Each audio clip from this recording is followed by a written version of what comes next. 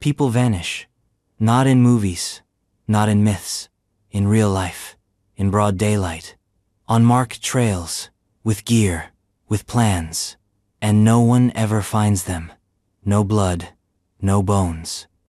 Just gone. This is the dark edge of the world.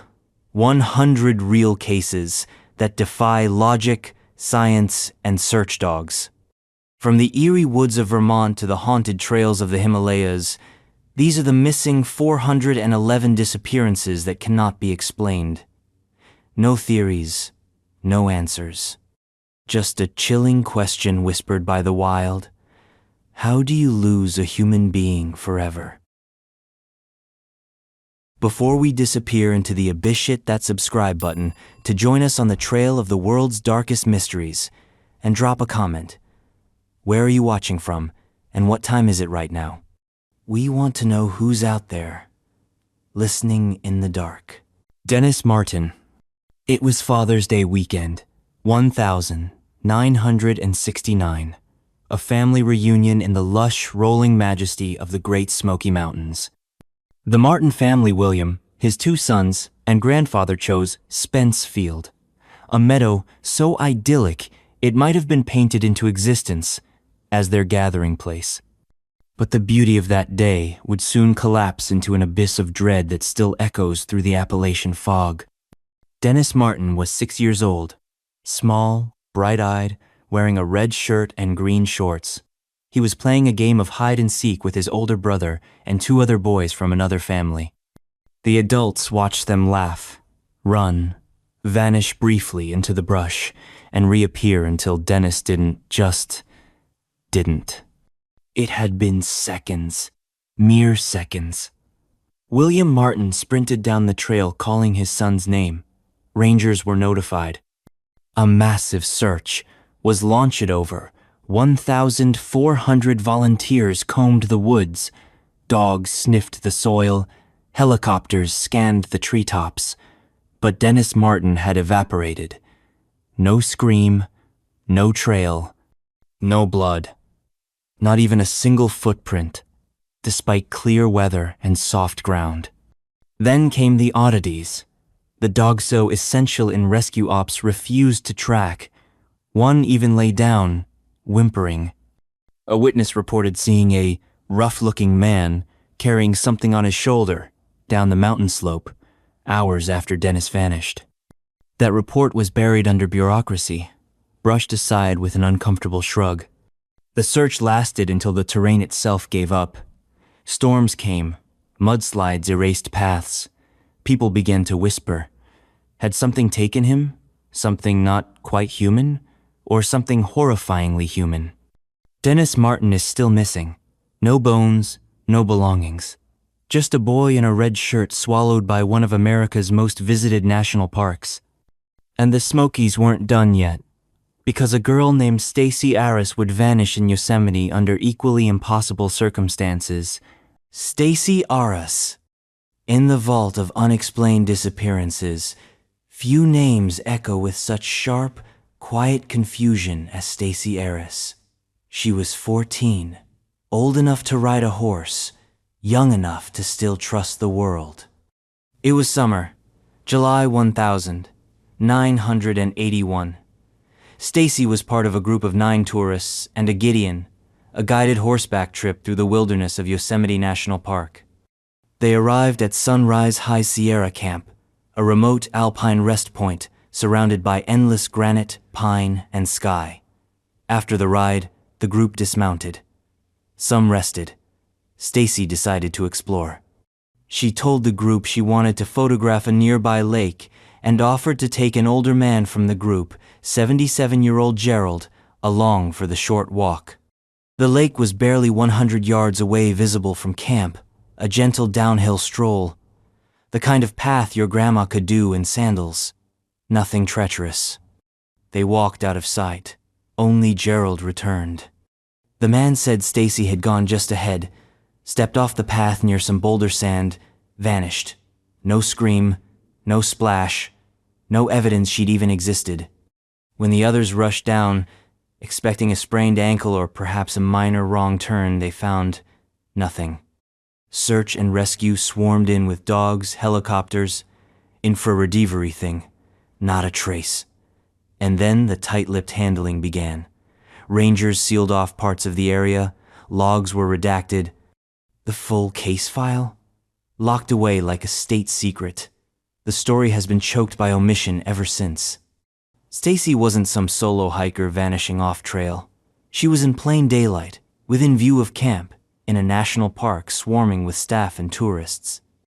A 14-year-old, healthy and lucid, didn't just go missing like a dropped key. She evaporated. Next up, another child, another national park.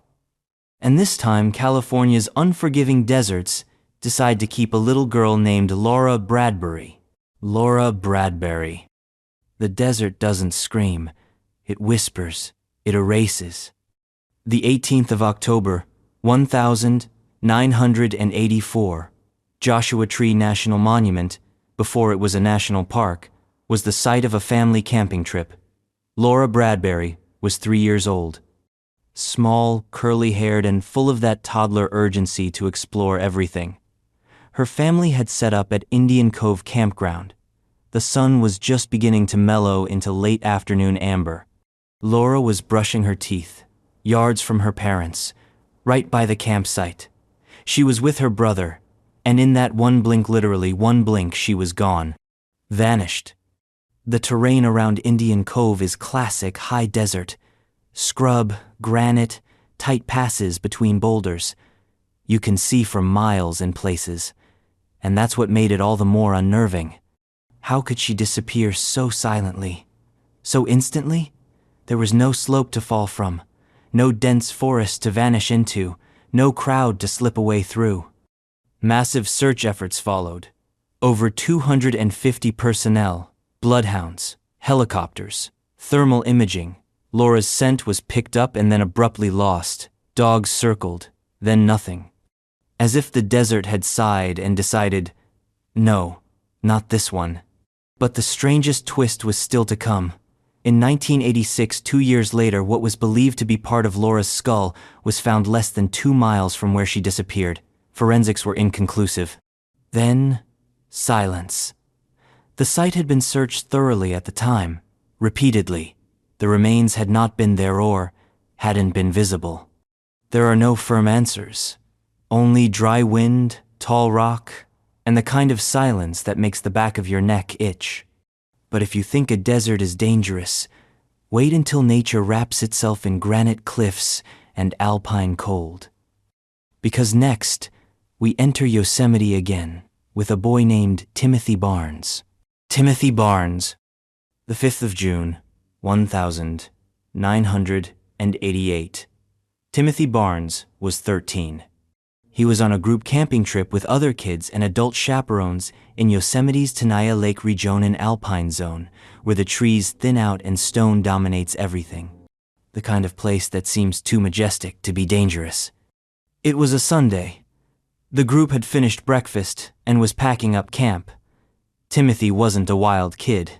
He was cautious. He told a friend he was heading into the woods to use the bathroom, just a quick walk into the trees. Broad daylight. Other campers were around. He never came back. At first, no one panicked. 5 minutes, 10. Maybe he got turned around.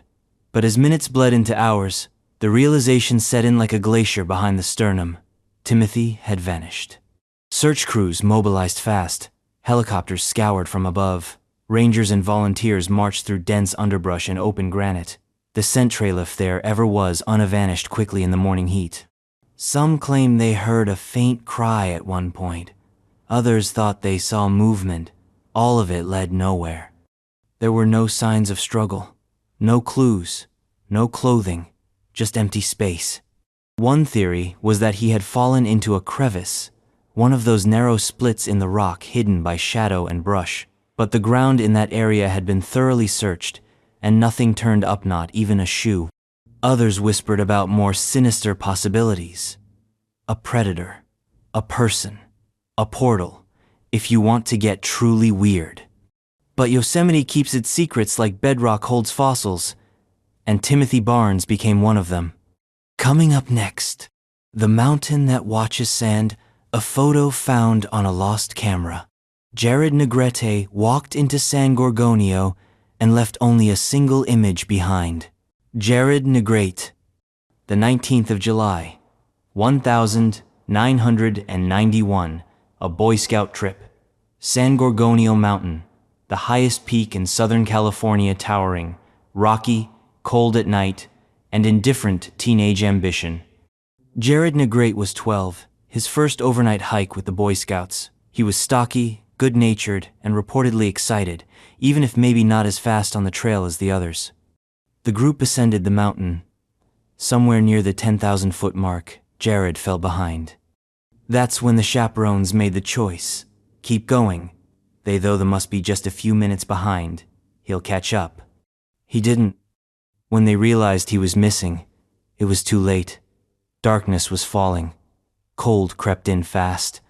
A rescue operation launched the next day and ballooned into one of the largest in California's history. Helicopters, horses, hundreds of volunteers. The mountain was combed inch by inch. They found candy wrappers, footprints, and then Jared's camera. Inside were 12 photographs. Most were of the landscape, but the final photo? A close-up selfie. Jared's face, half-lit by flash, eyes wide, lips slightly parted, staring into the lens in the pitch-black night. The image is haunting. It feels like a kid trying to hold on to himself in the dark. And that's all we ever got. The camera was found well above the location where searchers expected Jared to have gone. It suggested he had gone off-trail, possibly tried to ascend further on his own. But why? Why would a 12-year-old keep climbing alone as night fell? They never found a body. Not a backpack, not a shoe, just a camera. A single, eerie portrait. A mystery sealed by granite and snow. And while Jared left behind an image, the next case left behind nothing. No evidence, no conclusion, just a vanished couple on a honeymoon river trip, Glenn and Bessie Hyde. Glenn and Bessie Hyde. They wanted an adventure, a record, a love story carved into the canyon walls. Instead, Glenn and Bessie Hyde became part of the Grand Canyon's legend, forever young, forever lost. It was November 1928. Glenn, 29, and Bessie, 25, were newlyweds. They set out to raft down the Colorado River through the Grand Canyon. Glenn had constructed a homemade sweep scow, a flat-bottomed boat ideal for Idaho's calmer waters but untested in the Grand Canyon's monstrous rapids. The plan? A daring honeymoon that would also make Bessie the first woman to navigate the entire canyon by boat. Romantic, dangerous, perfect for headlines. They were last seen on the 18th of November by a photographer at Hermit Rapid. They waved, smiling. The next day, they were gone. Weeks later, a search found their scow drifting, eerily intact, near River Mile 237. Supplies were still in place. Life vests, food, Bessie's diary, everything except the hides themselves. No bodies, no signs of a struggle or capsizing, no answers. And then came the theories. Some say they hit a rapid and were thrown overboard. Possible, but the boat wasn't wrecked. Others claimed Bessie killed Glenn and disappeared, tired of the adventure. A woman once came forward at a rafting party decades later and claimed, cryptically, "I am Bessie Hyde." She wasn't. Some believe foul play happened before the trip ever ended, that they were killed and the boat staged. Rumors swirled, but no evidence ever supported any theory, just speculation and silence. The canyon, like the sea, buries its secrets deep and lets time erode the rest. But if you think a river trip was risky, imagine losing your child in a national park with hundreds of eyes watching. That's what happened with Alfred Beilhartz, whose final steps vanished into thin air in the Rockies. Alfred Beilhartz, The 3rd of July, 1938. The Balehart's family was vacationing in Colorado, enjoying Independence Day weekend in the clean air and high elevation of Rocky Mountain National Park. Alfred, their 4-year-old son, was hiking with his parents near Fall River well-traveled, family-friendly terrain. And then gone. He had been walking a few feet behind his parents when they noticed he wasn't there. A search started immediately. It grew into a full-scale operation within hours, with civilian Conservation Corps workers, local police, park rangers, and even bloodhounds. Here's what they found. Nothing. But then it got weird. 5 days into the search, hikers reported seeing a small boy sitting on a ledge 500 feet above Fall River well outside the search zone. The location, called the Devil's Nest, was inaccessible to anyone not experienced in technical climbing. Searchers rushed there. No boy. Then came a bloodhound alert. A scent led to a stream. Divers searched it. Still nothing. The strangest detail? Alfred's body was never found. Not downstream. Not in the woods. Not in a den or a pit. The terrain had been thoroughly scoured. If he'd fallen or been taken by an animal, there would be evidence. Something. Instead, all that remained was a sighting on a cliff too high, too distant, and too improbable. Years later, conspiracy theories grew. Abduction by a park visitor, a rogue ranger, or something more supernatural. Whatever it was, the park never officially closed the case. A child vanished without a trace and set a precedent for disappearances in national parks that still baffles investigators today. And now we head into snow country once more, where a disappearance in the Sierra Nevada mountains comes with wartime tension and a man named Dwight Neville, who simply ceased to exist. That's 7 vanishings and we've barely scratched the surface. If your brain's already spiraling, now's the time to subscribe. We've got 93 more cases that only get stranger. And, hey, tell us in the comments, where are you watching from? And what time is it right now? Who else is out there, unraveling the unknown with us tonight? Dwight Neville. He was just another boy out for a weekend adventure, tucked into the jagged splendor of California's Sierra Nevada. It was 1952, an era when kids were tough and the wilderness was still a proving ground. Dwight Neville was 10 years old, on a family camping trip near Cherry Lake. What began as a crisp morning in the woods turned into a lifelong nightmare. Dwight, like countless curious kids before him, wandered off. He wasn't far, just enough to be out of sight for a moment. And then gone. What followed was one of the most intense and desperate searches of the time. Planes flew overhead. Hundreds of searchers, many of them veterans of World War I, swept the forest. Trained dogs were deployed. But there was nothing. No trail, no clothing, no prints. Here's where it turns.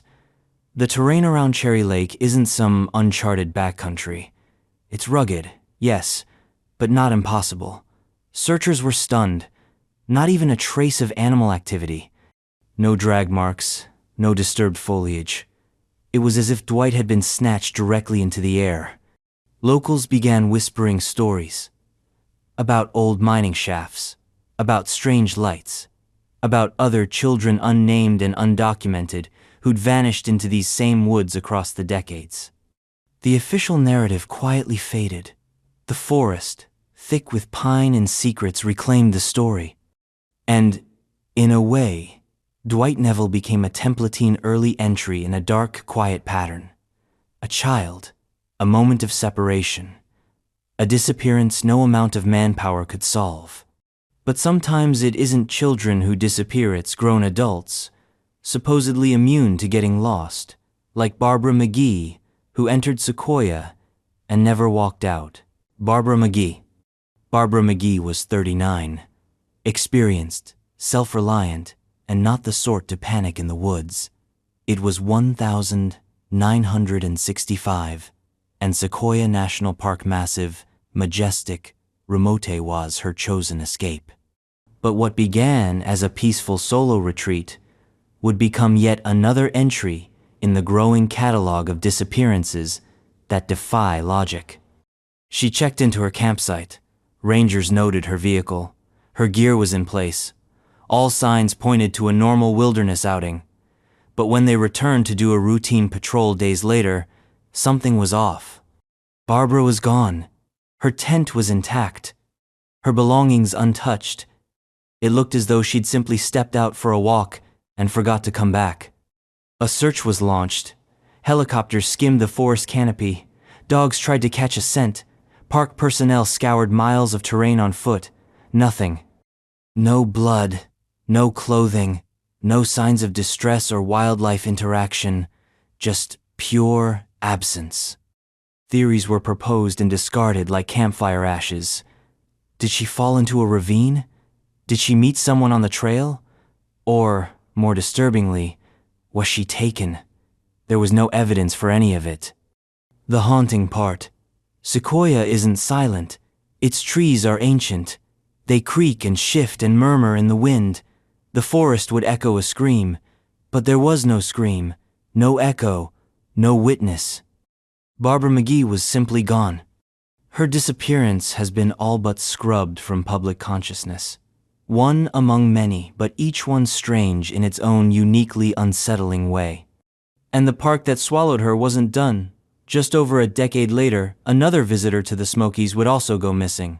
Only this time, the victim was a teenager, Trenny Gibson, and her story is laced with strange behavior, possible sightings, and one last look back over her shoulder that no one can forget. Trenny Gibson, the 8th of October, 1976, the Great Smoky Mountains again. A school field trip from Knoxville to the park's highest point, Clingman's Dome.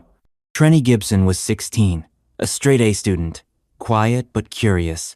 It was an autumn afternoon, cool and bright, with fog beginning to trace its fingers through the valleys below. The students were instructed to hike a relatively safe, scenic route along the Appalachian Trail. Trenny was seen walking with various classmates throughout the day. Some said she was laughing. Others said she seemed distracted. At some point, she was walking with a male student, then passed him and went on ahead. And that's when she vanished, gone between one breath and the next. She hadn't strayed off trail. This was a wide, well-worn path. Dozens of classmates were nearby. No one heard a thing. No scream, no rustle in the underbrush. One girl even swore Trenny had looked back over her shoulder, almost like she saw something or someone following. Then, she picked up her pace. But she never made it to the bus. The search was immediate. Helicopters, dogs, and rangers swarmed the area. Trenny's jacket was found. A footprint or two. Nothing else. Not a body, not a backpack. No physical evidence of what happened. One theory suggested she had become lost and succumbed to the elements. But how do you get lost on a clear trail with dozens of peers just feet away? Another theory hinted at abduction, perhaps, by someone familiar with the trails, or something more primal. The case remains open, a file thick with contradictions and crossed-out theories. Trenny Gibson's last known moment is now a shadow stitched into Appalachian legend. And the mountains still weren't finished. Because in 1996, a man who knew them better than most, Randy Morganson, walked into Kings Canyon and faded into myth. Randy Morganson. Randy Morganson wasn't just another hiker. He was the backcountry. A seasoned national park ranger with over 30 years of experience patrolling the Sierra Nevada, he had walked more wilderness miles than most people have driven. By 1996, he was practically part of the mountain. But even mountains forget people. On the 21st of July, 1996, Morganson failed to check in.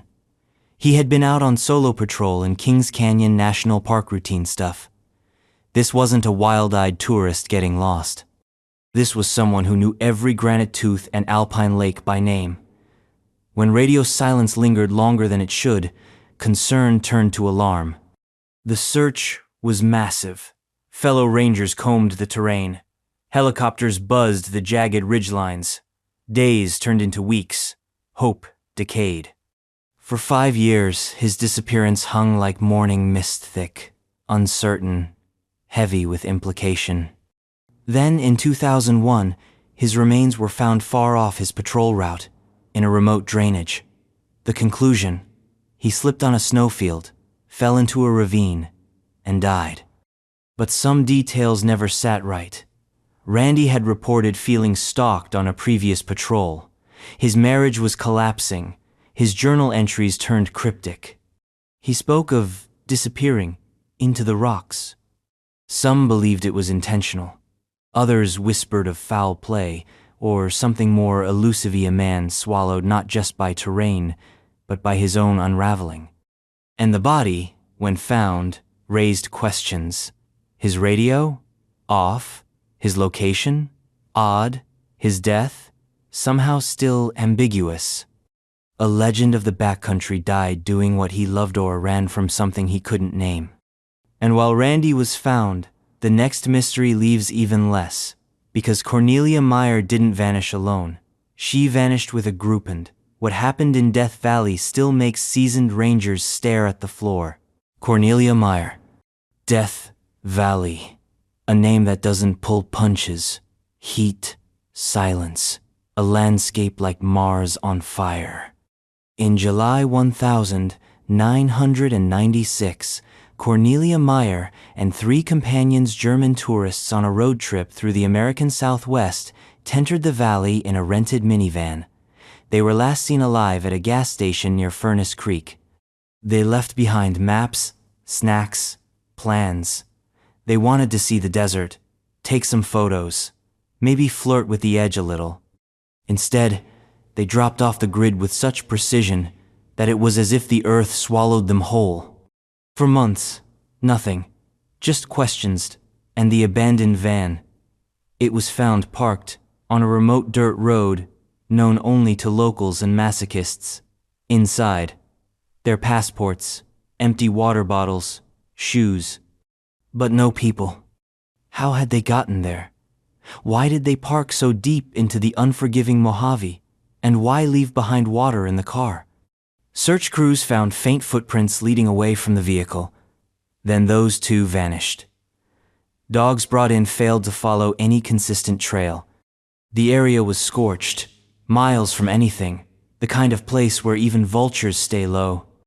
Theories exploded. Were they lost tourists who got turned around? Victims of foul play?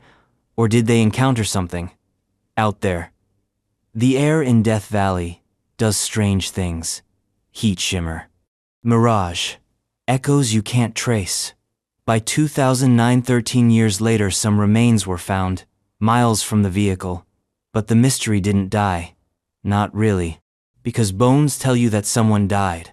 But they don't explain how 4 people disappear in one of the most hostile but mapped environments on Earth and leave almost nothing behind.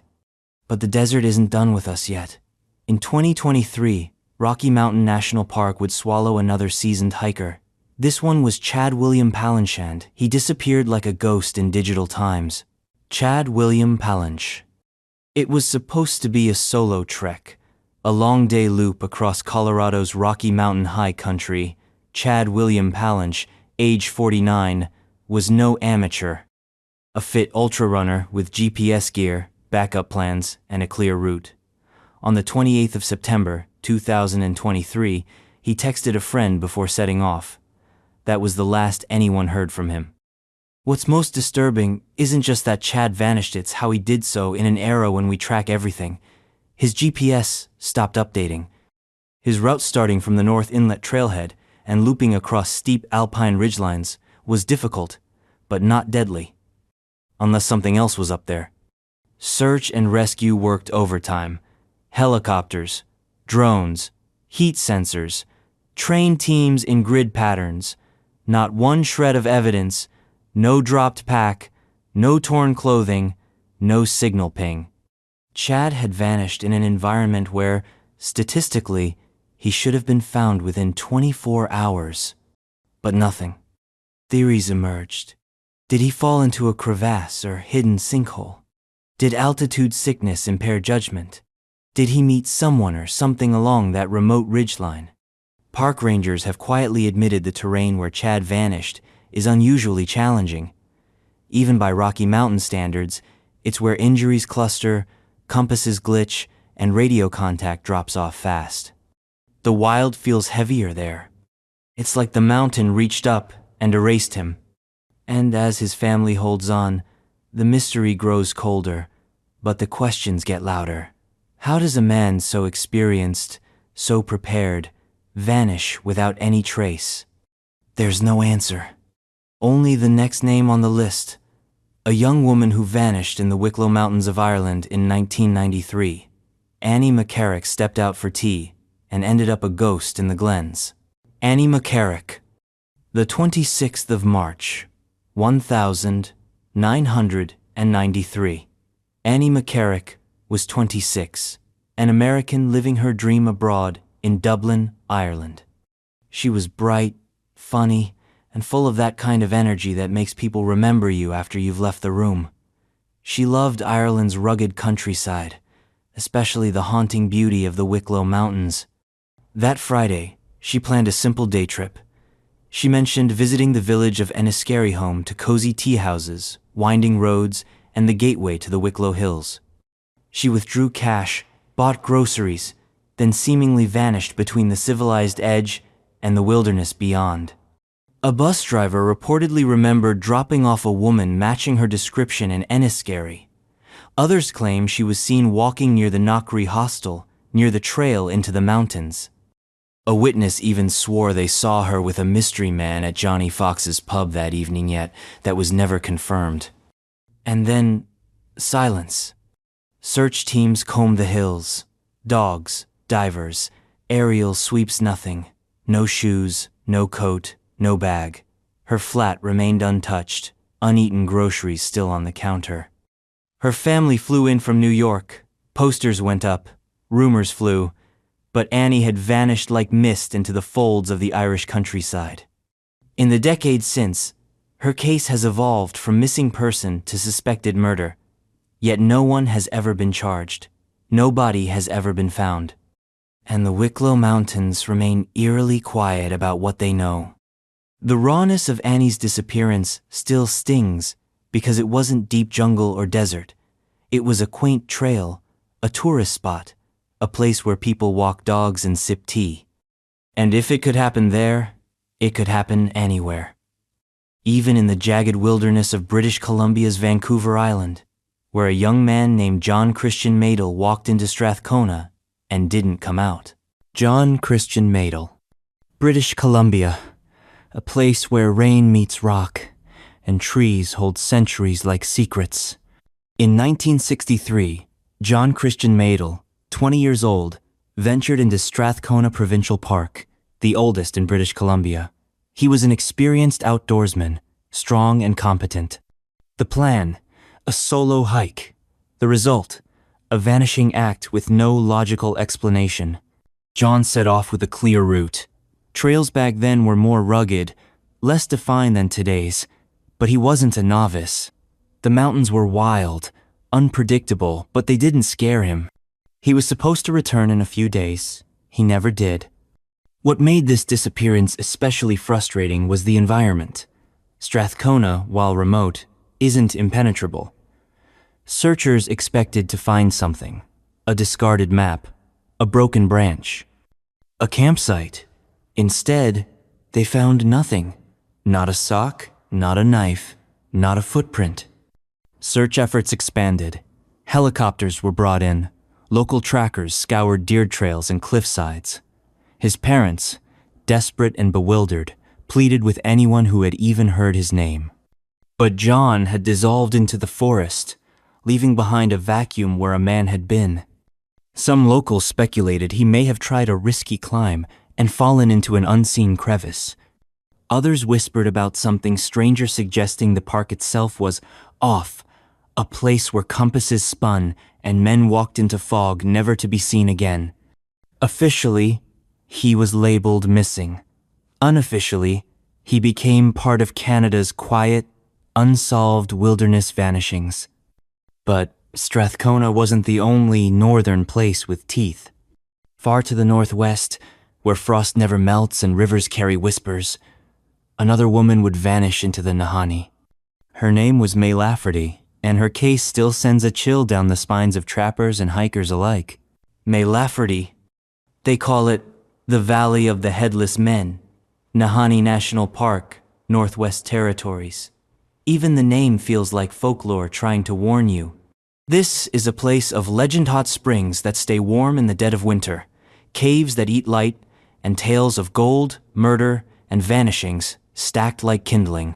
In 1921, May Lafferty was one of the few women daring enough to enter the remote wilds of this haunted valley. Details about her trip are scarce. A logging or prospecting group, a seasonal expedition. What's known as this: she disappeared without a trace. What makes May's case disturbing isn't just her vanishing, it's where it happened. The Nahanni region was already infamous by then. Prospectors had gone missing. 2 brothers were found decapitated. Campsites were discovered long abandoned, meals half-eaten. The park had become a magnet for the strange and the unspeakable. And then, May. Searchers in the 1920s were limited. Horses, canoes, boots, no helicopters. But even with those limitations, her party scoured the region as best they could. Still, nothing. Not even drag marks by a bear or cougar. Not a dress scrap caught on a branch. Just silence, the kind Nahanni specializes in. Her story was quickly buried under more dramatic ones. Gold seekers who died screaming. Skeletons found frozen mid-stride. But locals remember. Indigenous guides still speak of spirits in that land. Of places you don't walk into unless you're willing not to walk out. May Lafferty's name might not headline missing persons databases, but in the lore of northern Canada, she's part of the park's mythos now. And next, we head east, to Ontario, to another man who walked into the woods and became no more than wind in the leaves, Gordon Macaulay, 1968. Gordon Macaulay. Northern Ontario is a patchwork of forests, lakes, and silence. Endless, ancient silence. In 1968, Gordon Macaulayan experienced outdoorsmen entered this vast expanse and became one with its ghosts. He was in his mid-30s, quiet, capable, not the type to get turned around. His plan was a solo canoe and portage trip across one of Ontario's lesser-known routes, threading through lake chains and timberland far from any road. He was well-equipped and had mapped out his route. Everything was precise. This wasn't recklessness, it was tradition. And then, he vanished. When Gordon failed to check in after several days, the search began. Initially, no one panicked. Weather had been clear, no major storms, no dangerous wildlife reported. Searchers expected a minor injury or mechanical delay, but as hours bled into days, that calm turned to unease. His canoe was never found. No campsite remnants, no footprints in the muddy banks, no paddles bobbing near the shore. It was as though he had simply drifted into a fog that never lifted. The searchers expanded the radius. Bush planes flew low over rivers. Nothing. There were whispers among locals, of strange winds, of shifting landmarks, of a lake that seemed to loop into itself. Indigenous legends speak of places the land takes back. Gordon Macaulay may have found one of them, and his case quietly joined a growing list. Outdoorsmen, loggers, trappers, even surveyors gone, without reason, without clue. But Ontario doesn't hold a monopoly on the eerie. Down in Nevada, a different kind of mystery was unfolding. A modern man chasing internet legend into the desert, never to be seen again. His name was Kenny Veach, and he was looking for the M Cave. Kenny Veach. Kenny Veach wasn't lost. He was searching. Specifically, he was trying to find the mysterious M Cave, a place he claimed in a YouTube comment had made his body vibrate with fear the last time he encountered it. An experienced solo hiker and desert explorer, Kenny was part adventurer, part seeker of strange. The Nevada desert, with its desolate openness and military shadows, was his playground. He'd gone out before, documented his hikes, talked to the camera with a strange mix of excitement and foreboding. But in November 2014, he told his viewers he was going back to find the M Cave again. He never came back. Days passed, then a week. Search teams located his cell phone near an abandoned mine shaft in the Sheep Mountains. His car was parked nearby. But Kenny? Gone. No backpack, no water, no gear. Just heat, rock, and questions. Theories spiraled online. Suicide, accident, government involvement, alien abduction. The landscape fueled them all. The area he was hiking in is close to restricted military zones. It's known for sudden drops, loose rock, and a history of strange phenomena. But even the mundane theories struggle to explain one thing: the total lack of remains. No buzzards, no bones, no shred of his body ever surfaced. Kenny's own digital trail videos, comments, theories only deepened the unease. He seemed aware of the danger. He wasn't unhinged, but he was obsessed. And in the end, the desert took him. One man, one myth, one vanishing. But obsession has many faces, and sometimes it looks like panic at an airport, a forest nobody expects, and a young man from Germany named Lars Mittank. Lars Mittank. The footage is infamous now. A young man in a yellow shirt sprints out of a Bulgarian airport. He's barefoot, wide-eyed, fleeing something no one else can see. That man was Lars Mittank. What happened before that footage rolls is stranger than fiction. Lars, 28, was on vacation in Varna with friends. A quiet guy, but not anxious, not unstable, not someone who raised red flags, until suddenly he did. After a night out, Lars got into a minor altercation, possibly over football teams. He injured his ear and was told by a doctor he couldn't fly immediately. His friends returned home while he stayed behind, alone, at a hotel near the airport. Then things got weird. Lars called his mother in a whisper, saying he was being followed. He believed men were trying to drug or kill him. He changed hotels. He hid in elevators. Paranoia surged. But there was no evidence of anyone pursuing him. On the 8th of July, 2014, Lars arrived at the airport. He entered, then abruptly ran. He left all his belongings: phone, wallet, luggage. He bolted across the tarmac, into the wood sand, vanished. A man isn't supposed to just sprint out of an international airport and disappear, but that's what Lars did. Theories range from psychotic break, to foul play, to secret surveillance. Some say he was drugged, others think he staged the disappearance. But years later, there's been no trace, no body, no confirmation of life. Just a handful of chilling, grainy seconds captured forever on security footage.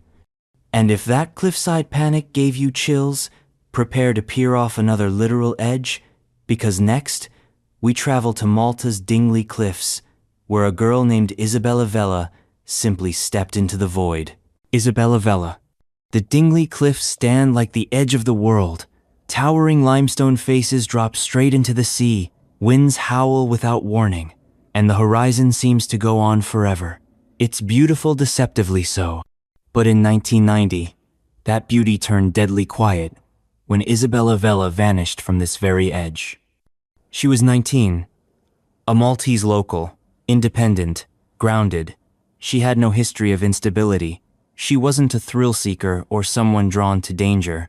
One day, she told her family she was going for a walk. It wasn't unusual, people strolled along the cliffs all the time, but Isabella never came back. When the hours passed with no sign of her, worry turned to dread. A search began.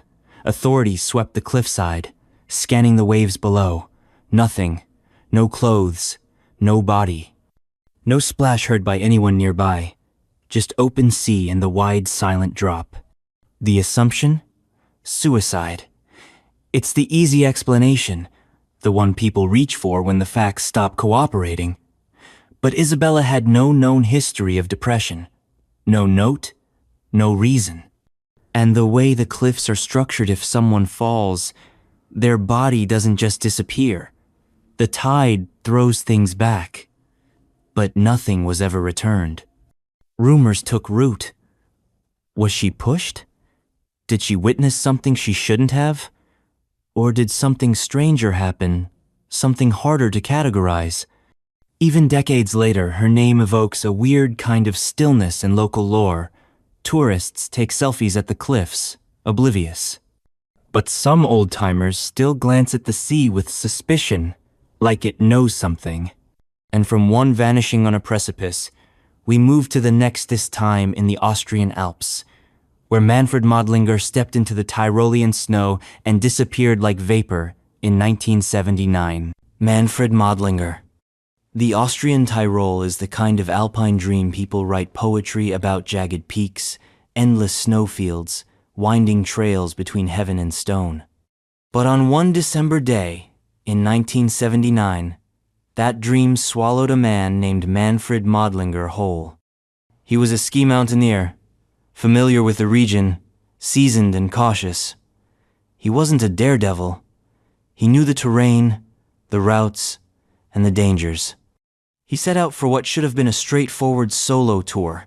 The weather was crisp, visibility excellent. All signs pointed to a safe trek.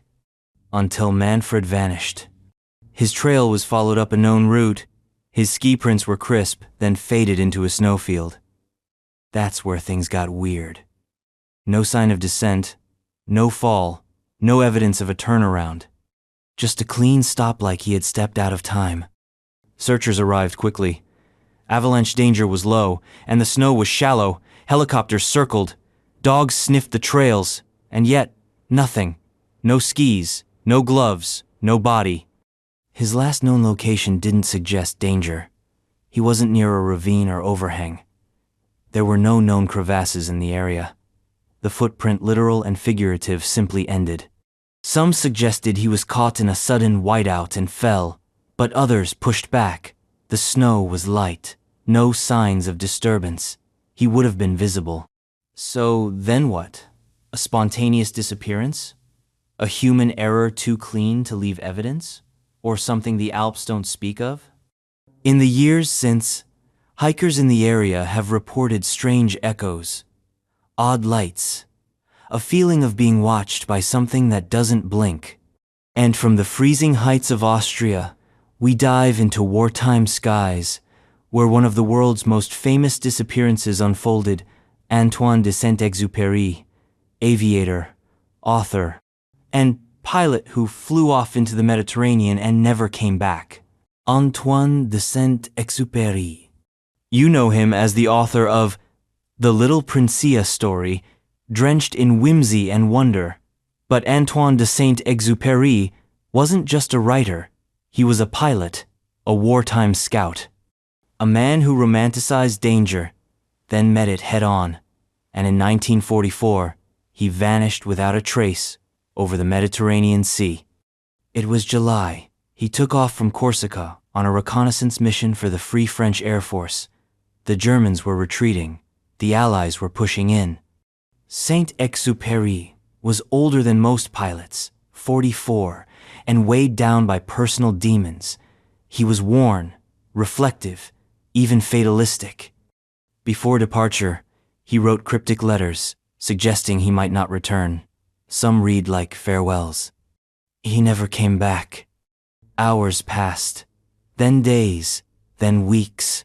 No wreckage, no parachute, no emergency signals, just a void in the sky. For decades, conspiracy theories bloomed. Did he commit suicide? Was he shot down? Did mechanical failure end him? Some even suggested defection or secret missions gone wrong, but nothing was confirmed. Then, in 1998, A fisherman found a silver bracelet with his name inscribed. In 2000, parts of his plane were found offshore, deeply corroded, tangled in the seabed. But the pilot? Never recovered. The sea holds secrets. And Saint-Exupéry became one of theme literary hero erased by the very sky he loved. His vanishing was poetic, tragic, final. But it wasn't the last time a man vanished on a famous mountain. Because just a decade earlier, another dreamer named Maurice Wilson had attempted to conquer Everest, and his ending was no less mysterious. Maurice Wilson. He was a mystic, a soldier, a man with a mission and a plan that made absolutely no sense except to him. Maurice Wilson, an eccentric Englishman, believed he could conquer Mount Everest not with climbing skill or Sherpa guides, but through faith, fasting, and sheer willpower. In 1934, he set off to do the unthinkable, reach the summit of Everest alone.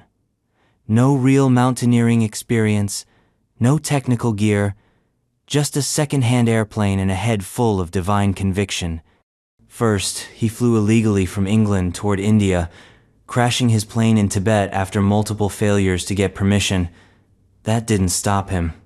He dressed as a Buddhist monk, slipped past officials, and vanished into the Himalayas, with a hired team that quickly abandoned him once they realized he wasn't exactly expedition ready. Maurice pressed on. What happened next is part documented, part ghost story. His last known diary entry was dated May 31, 1934. He wrote about snowblindness, struggles, his faith, then nothing. Almost a year later, his frozen body was found near a crevasse on the East Rongbuk Glacier. He was in his sleeping bag, partially buried by snow, journal still intact. He had made it far higher than anyone expected, past 22,000 feet, alone.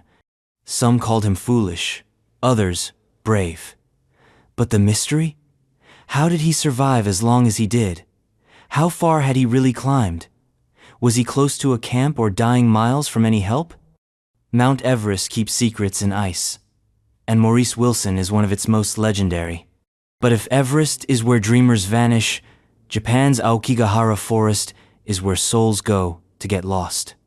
Hiroshi Sawada was one of many, but his disappearance remains one of the forest's earliest and most confounding. Hiroshi Sawada. Aokigahara is known by many names: Sea of Trees, Suicide Forest, the Silent Woods. Dense, mossy, and unnaturally quiet, it sits at the foot of Mount Fuji like a brooding shadow. A place where compasses spin and footsteps vanish into green. Among its earliest legends of modern vanishings is that of Hiroshi Sawada.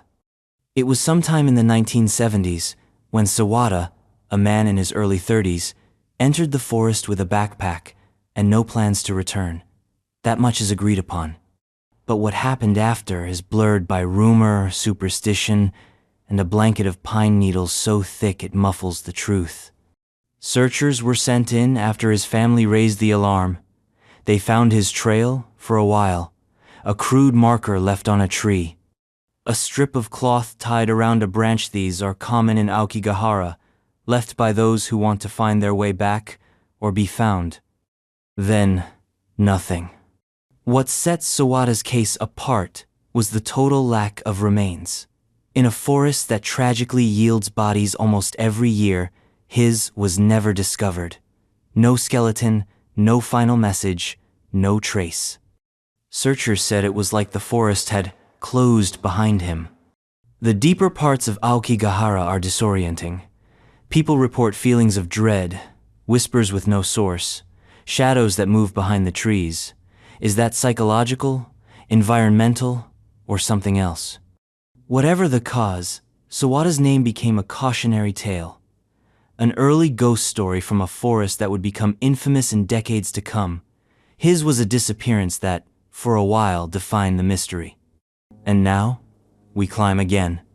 Higher, colder, deadly air to 1,924 when two of the world's most legendary mountaineers vanished near the summit of Everest. George Mallory, and Andrew Irvine, and the question that still hangs above the clouds. George Mallory and Andrew Irvine. Because it's there. That was George Mallory's now famous answer when asked why he wanted to climb Mount Everest. In 1924, he and a young, capable engineer named Andrew Irvine set out to do just that. It was the golden age of exploration, when the world still had white spots on the map hand. Everest was the largest blank of all. They were last seen alive on the 8th of June, near the summit, by fellow climber Noel Odell. He claimed to have spotted them climbing a ridge just before a storm rolled in. After that, Mallory and Irvine vanished into cloud and legend. Were they the first to summit Everest, nearly 30 years before Hillary and Norgay? Or did they die trying? For decades, nothing was found. No tent, no gear, no bodies. Just stories some whispered, some official about where they might have fallen. A myth built up. Two men frozen in time somewhere high above the world, possibly with a camera that could prove everything. Then, in 1999, an expedition led by American climber Conrad Anker found George Mallory's body at 26,760 feet. He was face down, perfectly preserved by the ice, ropes around his waist, a broken leg, his watch and altimeter still strapped on. But the camera? Gone. And Andrew Irvine? Still missing. We still don't know if they made it to the top. Mallory's body was found below the summit. Yes, but that doesn't mean he hadn't been higher. Maybe they climbed it. Maybe they didn't. The mountain refuses to confirm or deny. The world's highest mystery remains just that. Unsolved, suspended between summit and sky. And now, from frostbitten heights to a frozen, bloody slope in Russia, we enter one of the most infamous wilderness enigmas in modern history, the Dyatlov Pass incident. The Dyatlov Pass incident. 9 experienced hikers, a mountain named Don't Go There, and a night of such unfathomable terror that it left investigators staring at reports like they'd swallowed glass. In February 1959, Igor Dyatlov led a group of fellow students and graduates from the Ural Polytechnical Institute on a skiing expedition into the northern Ural Mountains. Their goal, Otorten Mountain. They never made it. Weeks later, a search party found their tent. It had been slashed open from the inside. Their belongings, neatly arranged, were still there. But the hikers? They had fled barefoot into sub-zero temperatures, some in only their underwear. The bodies were found scattered in the snow, some miles from camp. 6 died from hypothermia. But the others? Brutal trauma. 1 woman had her tongue and eyes removed. 1 man had a skull fracture. Yet no soft tissue injuries. It was as if they had been crushed by massive pressure without leaving bruises. No signs of struggle, no animal tracks, no avalanche debris, just chaos, panic, and death in the most calculated, impossible arrangement. Official reports blamed a compelling natural force. Then the files were locked away. Since then, theories have multiplied like frostbite. Military testing, secret weapons, infrasound, induced panic, paranormal attack, even alien interference. None explain everything, especially why experienced hikers would sprint into deadly cold without shoes, or how they ended up in such grotesque condition. The incident sits like a monument to human limits where logic freezes and breaks apart. And if the Dyatlov group showed us how terrifying nature can be, the next mystery shows how it can play with your mind, because 5 men went into the mountains of California in 1978 and encountered something that turned them into the infamous Yuba County 5. Yuba County 5. 5 men, all with mild intellectual disabilities or mental health challenges. They loved basketball. They were excited for their next game. On the 24th of February, 1978, they drove from Chico, California, to watch a college basketball match. Then, on their way home, they vanished. Their Cara Mercury Montegoas later found abandoned on a remote mountain road in Plumas National Forest. It wasn't on the route home. It wasn't even remotely close. The car wasn't stuck. It was in working order. Keys gone. Windows down. Snacks inside. No footprints. And then, months later, the bodies began to appear. Jack Madruga and Bill Sterling were found dead from hypothermia miles from the car. Ted Weiher was found inside a trailer 20 miles deeper into the woods. He had wrapped himself in sheets, tried to melt snow for water, and starved despite there being enough canned food in the trailer to last months. Gary Mathias and Jackie Hewitt, still missing. No one can agree on what happened. Did they get lost? Flee from something? Were they chased? Did they experience a psychotic episode together? The group wasn't known for making impulsive or irrational decisions, especially not to venture into freezing wilderness in the middle of the night. The most haunting part, Ted had survived in that trailer for up to 13 weeks. Alone, waiting. The trailer had blankets, propane, and food, but he hadn't used any of the heaters. What terrified them so badly, they fled into the forest? What made them abandon comfort, safety, and logic? It's one of those cases where every answer only opens new questions. A dead end littered with uncanny details. And if you think 5 men vanishing is strange, wait until 2 Russian friends go camping in Siberia and only silence comes back. Artem Volkov and Gleb Muzika were never seen again. Artem Volkov and Gleb Muzika. Siberia doesn't need legends. It is one. An expanse so vast, so cold, and so utterly indifferent to human life that it feels more like a testing ground for survival than a landscape. In 2004, 2 experienced hikers, Artem Volkov and Gleb Muzika, set off into this frozen sprawl. Their goal? A remote lake in the Kamar-Daban region. A peaceful getaway. Just 2 friends, some gear, and endless trees. They never came back. At first, no one panicked. They had planned for isolation. But when days stretched into a week, families alerted authorities. The search began. Helicopters flew grid patterns. Locals and police scoured the trails. Nothing. No campfire remains, no tent, no gear, not a sock, just void. Then came the rumors. The Kamar-Daban range has a history. Strange weather. Disappearances. In 1993, a group of hikers led by a seasoned woman named Ludmila Korovina died in bizarre fashion foam at the mouth, bleeding from the eyes, collapsing one by one like dominoes. Artem and Gleb knew about that incident. Locals warned them. And they went anyway. Some believe the 2 men got caught in an unexpected storm. Others suspect foul play. But there's no evidence for either. Their tracks, gear, presence, everything was erased. People who've hiked that region report unease. Sudden silence. The feeling of being watched. Nature behaving wrong. And every once in a while, another story slips out. Another camper who felt something wrong out there, but managed to return. Artem and Gleb didn't. And from Siberia's lost duo, we now descend into the southern seas, where Australia's Prime Minister took a swim and never walked back onto the beach. Harold Holt, 1967. A mystery that left a nation stunned. Harold Holt, the 17th of December, 1967. Cheviot Beach, near Portsea, Victoria. The sky was bright, the surf rolling, and the Prime Minister of Australia was about to take a swim and vanish into legend.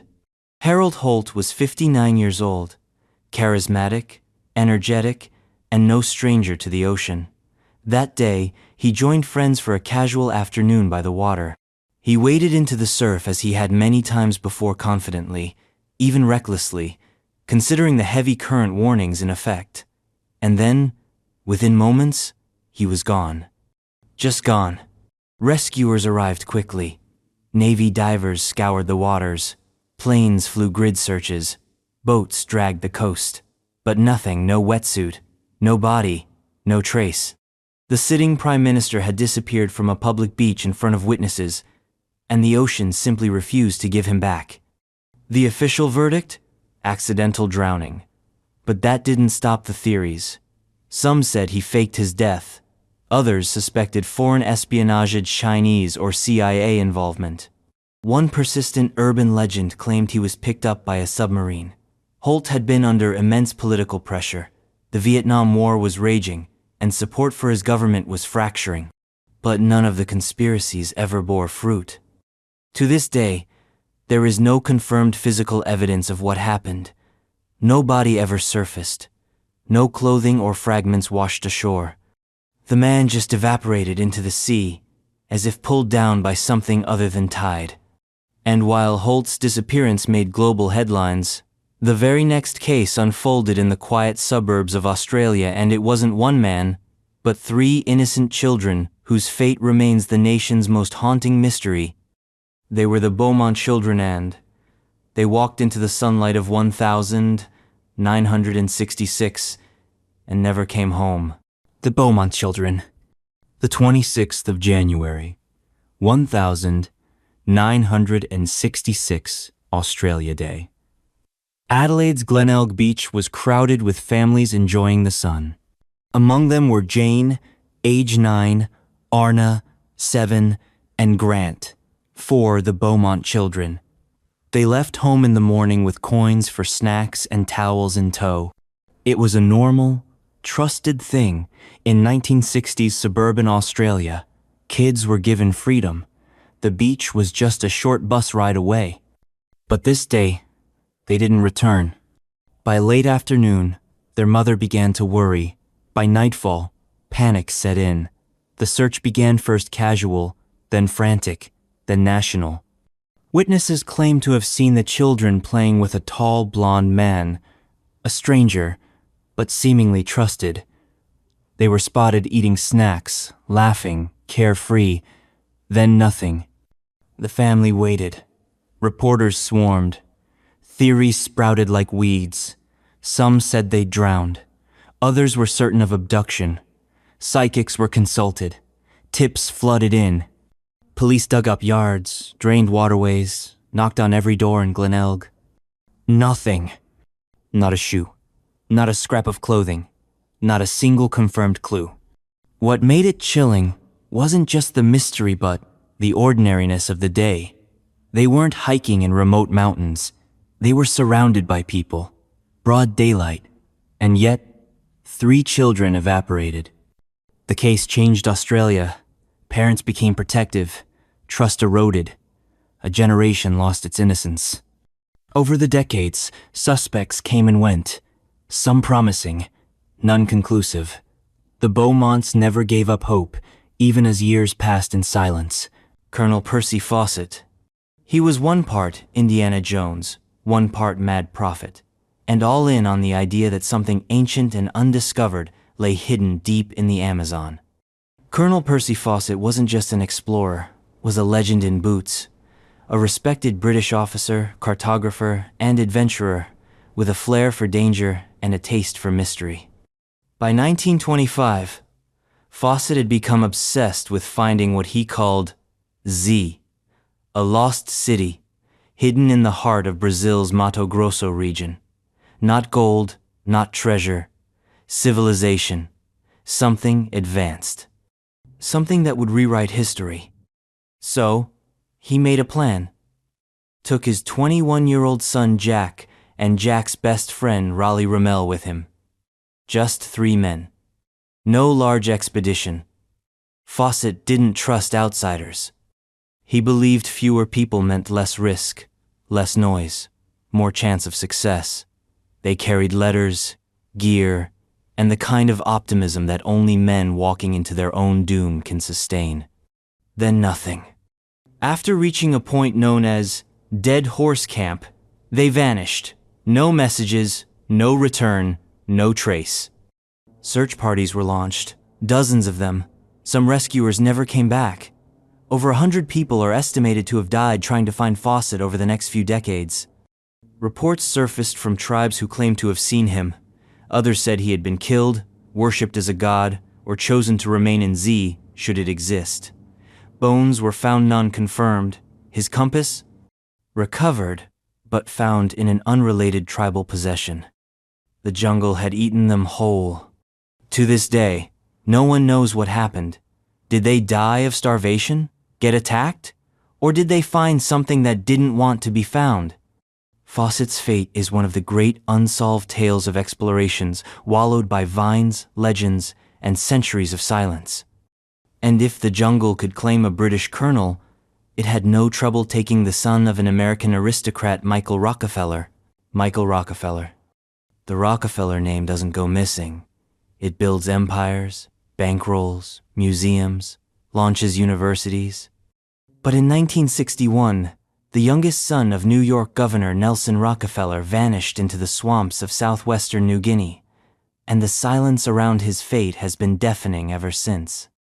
Michael Rockefeller was 23, curious, adventurous, and deeply interested in the Asmat Peoplein indigenous tribe, renowned for their art, their isolation, and their once practiced headhunting rituals. As part of a Harvard Peabody Museum anthropological expedition, Michael immersed himself in their world.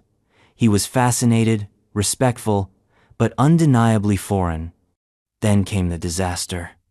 While traveling downriver in a makeshift catamaran with Dutch anthropologist René Wassing, their vessel capsized.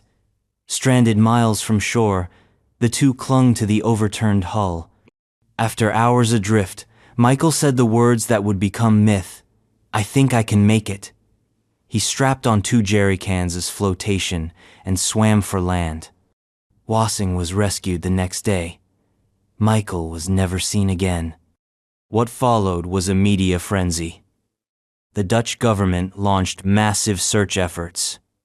Helicopters, boats, tribal contacts. Nothing. But rumors trickled out, whispers that Michael had reached land and been killed. Some claimed he was taken by a tribe hostile to outsiders, that he was seen alive, that his bones were stored in ritual baskets, that he was eaten. Evidence? Sparse, circumstantial, often suppressed. The Rockefeller family remained largely silent. The Dutch, keen to avoid political complications, were cautious in their investigations. Decades later, journalists and adventurers would return with photographs, testimonies, and alleged artifacts, but no definitive proof. Michael Rockefeller, heir to one of America's richest families, went looking for authenticity and may have found something far older and far darker. And from one vanishing over water, we now pivot to another. Because when Amelia Earhart disappeared, she didn't just leave behind a mystery, she left behind a myth. That's 33 disappearances, each more unsettling than the last. If you've made it this far, you're clearly built for the deep end.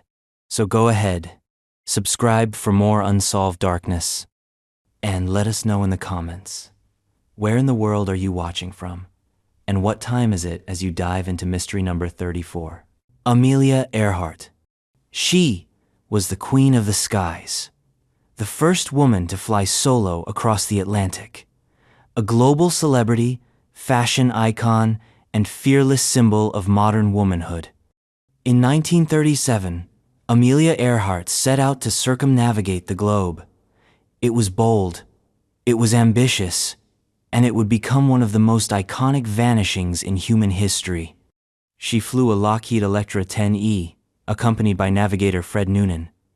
Their journey was nearly complete. They had covered the Americas, Africa, the Middle East, and Asia. Only the Pacific remained. On the 2nd of July, they left Lae, New Guinea, en route to Howland Land, a tiny speck of land halfway between Australia and Hawaii. The U.S. Coast Guard ship Itasca waited near Howland to guide her in by radio. But radio contact was patchy, confusing. Earhart's voice was clear, but she couldn't hear Itasca. Her final transmission.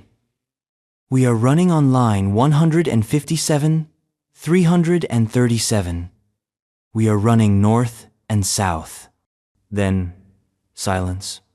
Search efforts began immediately. Navy ships, air reconnaissance. They scoured thousands of square miles of ocean. Nothing. No wreckage. No oil slick. No parachute. Earhart and Noonan had disappeared off the map. Theories bloomed like coral.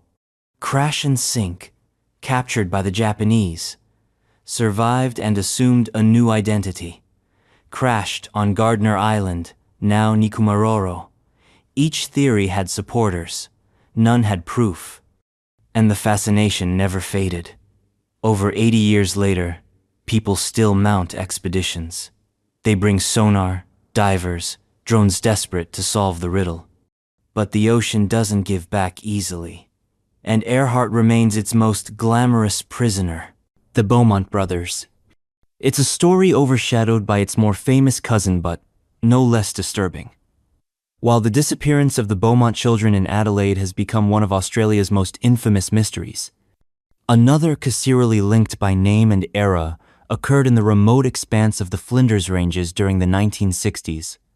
This time, it was two young brothers, members of the same extended Beaumont family, who walked into the wilderness and never returned. The Flinders Ranges are ancient and unforgiving. Rocky escarpments, gorges, and scrublands stretch for miles, broken only by the occasional dirt track or dry creek bed. It's a place where you can see for 100 miles and still miss everything. The boys were on a family trip.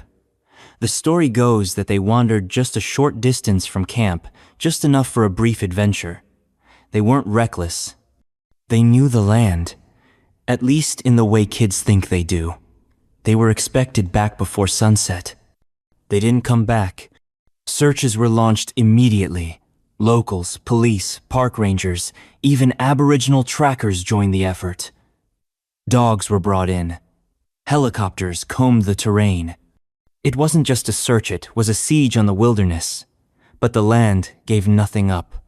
No clothes, no trail, no signs of a fall or animal attack, not even a dropped canteen or shoe print. It was as if the boys had been scooped off the earth. The name Beaumont only deepened the unease. Another vanishing. Another pair of children. Another family plunged into silence and unanswered questions. But where the Glenelg case suggested urban abduction, this one felt primal-like. The outback had simply opened its jaws and decided it was hungry. The Beaumont kids. It's a name that causes instant confusion. The Beaumont Childrenius, those Beaumonts are famous for the Glenelg Beach disappearance. But in Perth, a lesser-known case with the same name and year occurred, so similar and so strange it almost defies coincidence. This case involved a family picnic near Kings Park, a vast swath of eucalyptus woodland in the heart of Perth. It was January 1966. The family was enjoying the summer sun, just like thousands of others across the country. Then, as the adults relaxed and chatted, the kids wandered slightly ahead. Not far, not deep, just out of sight, and then gone.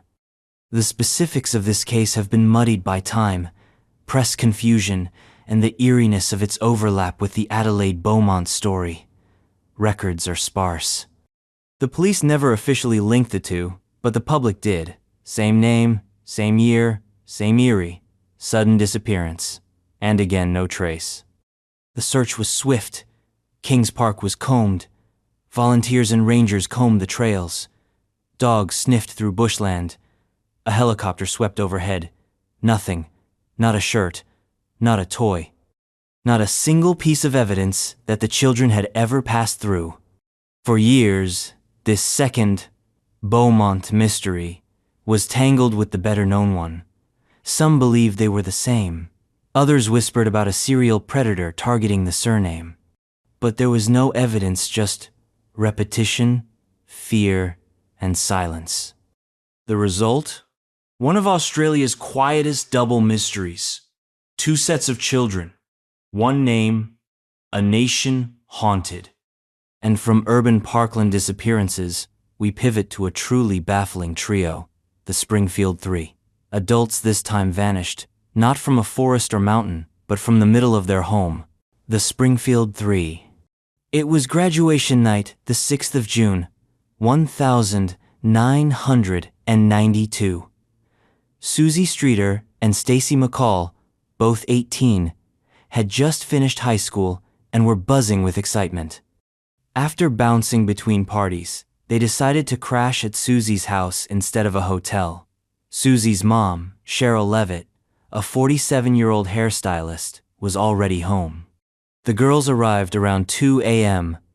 They were never seen again. The next morning, friends came by. The house was quiet but unsettling.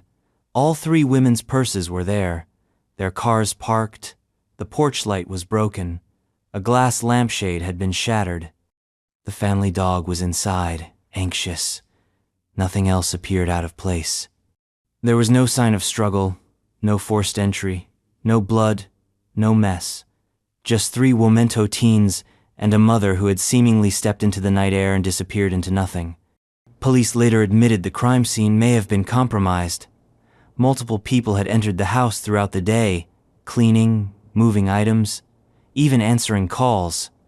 One odd message was left on the answering machine erased, before investigators could analyze it. The theories? Many. A random intruder, a targeted abduction. Some believe the women were taken and disposed of somewhere remote. Others insist it was a person they knew someone let in without hesitation. One suspect, a convicted kidnapper, hinted at knowledge of the case, but never delivered any credible details. Decades have passed, with no bodies, no confirmed evidence, and no closure. The house where it happened has been demolished. The memory lingers. And while this disappearance happened in suburbia, the next one unfolded in a very different Landscapia rural road. A stalled car, a call for help, and then silence. The mystery of Brandon Swanson is one of the most haunting calls ever placed. Brandon Swanson. May 14, 2008. Brandon Swanson, 19, was driving home from a party in western Minnesota. It was late, just after midnight, and rural roads stretched endlessly in all directions flat, dark and empty. At some point, Brandon's car ended up in a ditch near the town of Taunton. He wasn't panicked. He called his parents and told them he was fine, just stuck, and could see lights in the distance. He'd walk toward a nearby town and meet them on the road. His father got in the car and began driving, staying on the phone with Brandon the entire time. For 47 minutes, they spoke. Brandon sounded calm. He described his surroundings: gravel underfoot, passing fences, the occasional sound of water. Then, mid-sentence, Brandon suddenly said, "Oh, shh," and the line went dead. That was the last anyone ever heard from him. Authorities searched immediately. They found his car, but it was 25 miles from where Brandon thought he was. The geography didn't line up. He'd misjudged his position, but how? He grew up in the area. He knew those roads. Foot searches, canine units, aerial surveys, nothing. The terrain included rivers, culverts, and wide-open fields, but nothing definitive turned up. His phone never pinged again. It's as if he walked off the grid and into a pocket of reality that doesn't quite play by the rules. What made it more unnerving was how normal the conversation had been right up until it wasn't. No sound of struggle, no goodbye. Just a sudden expletive, and then silence. The case remains open. No body, no clues. Just a voice that faded into the static of a Midwestern night. And next, we stay in the high country Rocky Mountain National Park, where a man named Rudy Moder stepped into the snow, then disappeared for decades. Rudy Moder. The 13th of February, 1983. Rudy Moder, a 27-year-old German national and experienced backcountry skier, set out from Estes Park into the snowy vastness of Rocky Mountain National Park. He was alone, aiming for a multi-day trek through some of the region's most stunning and brutal alpine terrain. He never came back. Mater was no amateur. He had completed similar treks in Europe and the US. He left a clear itinerary. When he didn't return after several days, a search was launched. Snow had blanketed the park. Tracks vanished. Visibility was poor. But rescuers pushed on, confident they'd find at least something. They didn't. No tent, no gear, no boot prints, not even a scrap of clothing. For decades, Rudy's disappearance remained one of the park's most baffling cold cases. Then, in 2,037 years later, human remains were discovered in the park, along with torn gear and personal items identified as Mater's. Overquote, the body had been partially buried, preserved by time and snow. It confirmed what many suspected but solved almost nothing. Where had he gone off trail? Why had his body remained hidden in an area that had been searched so thoroughly? And what happened in those final moments? No evidence of trauma, no definitive cause of death, just a ghost returned from the deep freeze. And even now, with a body, the story remains largely a mystery. Because Rudy Motor wasn't lost in the jungle or swallowed by waves. He was in a national park, surrounded by signs, trails, and patrols. And yet, he disappeared for almost 4 decades, only to be found by accident. Next, we drift further back in time. Another case from the Rockies. Another man. Another question mark. His name was Joseph Halpern, and in 1933, he took a hike and simply never came home. Joseph Halpern. Before the missing 411 phenomenon even had a name, before helicopters and GPS trackers turned wilderness searches into science, there was Joseph Halpern, a Columbia University graduate student who stepped into Colorado's Rocky Mountain National Park in 1933 and stepped out of the historical record entirely. Halpern was 22, intelligent, athletic, and reportedly in good spirits. He was on a solo hiking trip, an adventure through the high country before heading back east for more studies. Letters he sent to friends and family during the early days of the hike were upbeat, routine photos of a young man lost in the awe of open sky and granite spires. Then he disappeared. When he missed his return date, authorities launched a search. What they found was his last known campsite, situated near the headwaters of the Colorado River. His gear was in order. Nothing seemed disturbed. There were no signs of a struggle or distress. But Halpern himself had evaporated. Some thought he had fallen into a ravine or gotten swept away by one of the park's fast-moving creeks, but no body surfaced, no clothing, no pack, just vacancy. The strangeness deepened when park rangers began reviewing notes from other visitors. Several had reported seeing a man matching Halpern's description well after his disappearance. Some even claimed to have spoken with him. Was it mistaken identity? A hoax? Or had Joseph continued wandering, deliberately or otherwise, through the vast Colorado wilderness? The case eventually faded, absorbed by the park's ancient silence, but Halpern's name endures in backcountry folklore. Another hiker who walked into the American wild, confident and prepared, and left behind only questions. And not far from where he vanished, decades later, another visitor, Polly Melton, would take a casual walk from a Smoky Mountain campground and disappear like mist. Polly Melton. At 58, Polly Melton was the picture of quiet stability, a volunteer at a local hospital, friendly, devout, a woman with a routine, a community, and no history of instability or illness. On the 25th of September, 1981, she joined 2 friends for a brief afternoon walk from the Deep Creek Campground in Great Smoky Mountains National Park.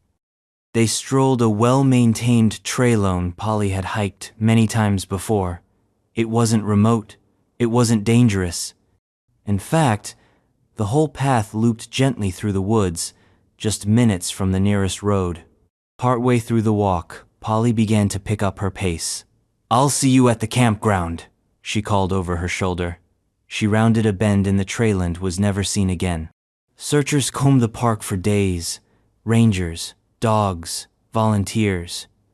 There was no sign of a fall, no wildlife encounter, no lost shoe or scrap of fabric. It was as if the forest had opened, accepted her, and closed again. But then things got weird. Polly's husband claimed she had been in good health, but investigators later learned she was taking medication for a nervous condition, and she had recently lost weight, started dressing differently, seemed changed. More alarming was the sudden activity on her bank account after her disappearance. Withdrawals, purchases. Rumors swirled that she had run off with a mystery man she'd met at the hospital where she volunteered. One theory suggests she vanished deliberately. But even then, where did she go? And how did she get out of the park so cleanly? No cars were seen. No one matching her description turned up in nearby towns. Her social security number was never used again. Whether it was a planned escape or something stranger, Polly Melton left behind a riddle the Smokies have never solved. And speaking of places that love riddles, the next one is Yosemite, where George Penka walked into the most photographed landscape in America and somehow vanished like a ghost. George Penka. It was the 4th of July weekend peak season at Yosemite National Park. Families clustered at trailheads. Tourists snapped selfies under waterfalls. The sky was clear, the crowds dense, and 30-year-old George Penka was on a church group hike to Upper Yosemite Falls. He was quiet, respectful, not particularly athletic, but not out of place among the group of 40 that day. The trail is steep but well marked, a popular path for hikers of all levels. George was seen several times during the ascent. He spoke with friends, paused for water, and seemed in good spirits. Then, just like that, gone.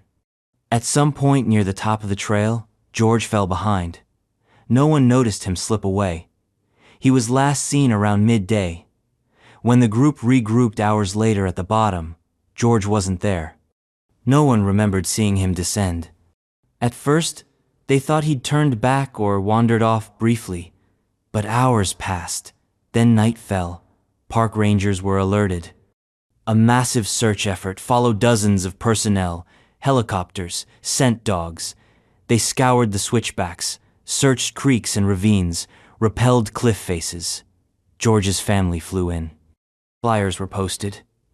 The park was crawling with visitors, yet not a single one had seen him. Nothing was ever found. Not a backpack, not a hat, not a shoe print. The terrain was challenging but not impossible, and it was filled with people. Thousands of them. How could a man vanish without a single witness? The theories are few and unsatisfying. Maybe he fell, maybe he was injured and hidden by brush, but those scenarios usually leave a trace, a scream, a drop of blood, something. But George left nothing. And Yosemite? It's just getting started. Because the next name on the list is Ruth Ann Ruppert, another hiker, another trail, and another page torn straight out of reality. Ruth Ann Ruppert. In July of 2000, Ruth Ann Ruppert was 49 years old and living through the final chapters of a personal storm. She had recently survived cancer. She'd faced the kind of fear that rewrites a person's priorities. So when she visited Yosemite National Park, it was supposed to be a fresh, breath-quiet time in a place where everything feels big and eternal and healing. She checked into the Wawona Hotel, a rustic landmark nestled in the southern section of the park. She told staff she planned to go on a short hike, just a peaceful stroll. She left her belongings in the room, didn't check out, didn't pack food or extra clothes. She was never seen again. When she missed her checkout, hotel staff assumed a delay. But as the hours passed, it became clear something was wrong. A formal search began. Rangers, helicopters, thermal imaging, dogs. They combed the nearby trails, rivers, and forests. It wasn't remote. These were day-use areas, well-trafficked. No sign of her. Weeks turned into months. Her car was untouched, Her room still held her suitcase. She had simply vanished between the trailhead and whatever lay beyond the veil. There were no signs of foul play, no signs of wildlife, no physical evidence at all, just questions. Was it a medical emergency? Did she get disoriented? Or was there someone waiting off trail? Yosemite's visitor logs are thick with disappearances. But Ruthan's case stood out for its eerie simplicity. No drama, no storm, just a woman quietly swallowed by the woods. And if Ruthan's case was a silent mystery, the next is a historical time capsule oldest disappearance on Yosemite's record. A case from 1909 involving a man named F.P. Shepard, who entered the park before the invention of modern search and rescue and never walked out. F.P. Shepard. In the summer of 1909, the United States was a very different place. Cars were rare, planes didn't exist, and Yosemite National Park, though protected, was still wild in every sense of the word, a place where nature reigned and rules meant little. F.P. Shepard, a prospector by trade and explorer by temperament, set out into Yosemite on a solo expedition. He was no novice. He had reportedly traveled the park before, navigating the high country with ease.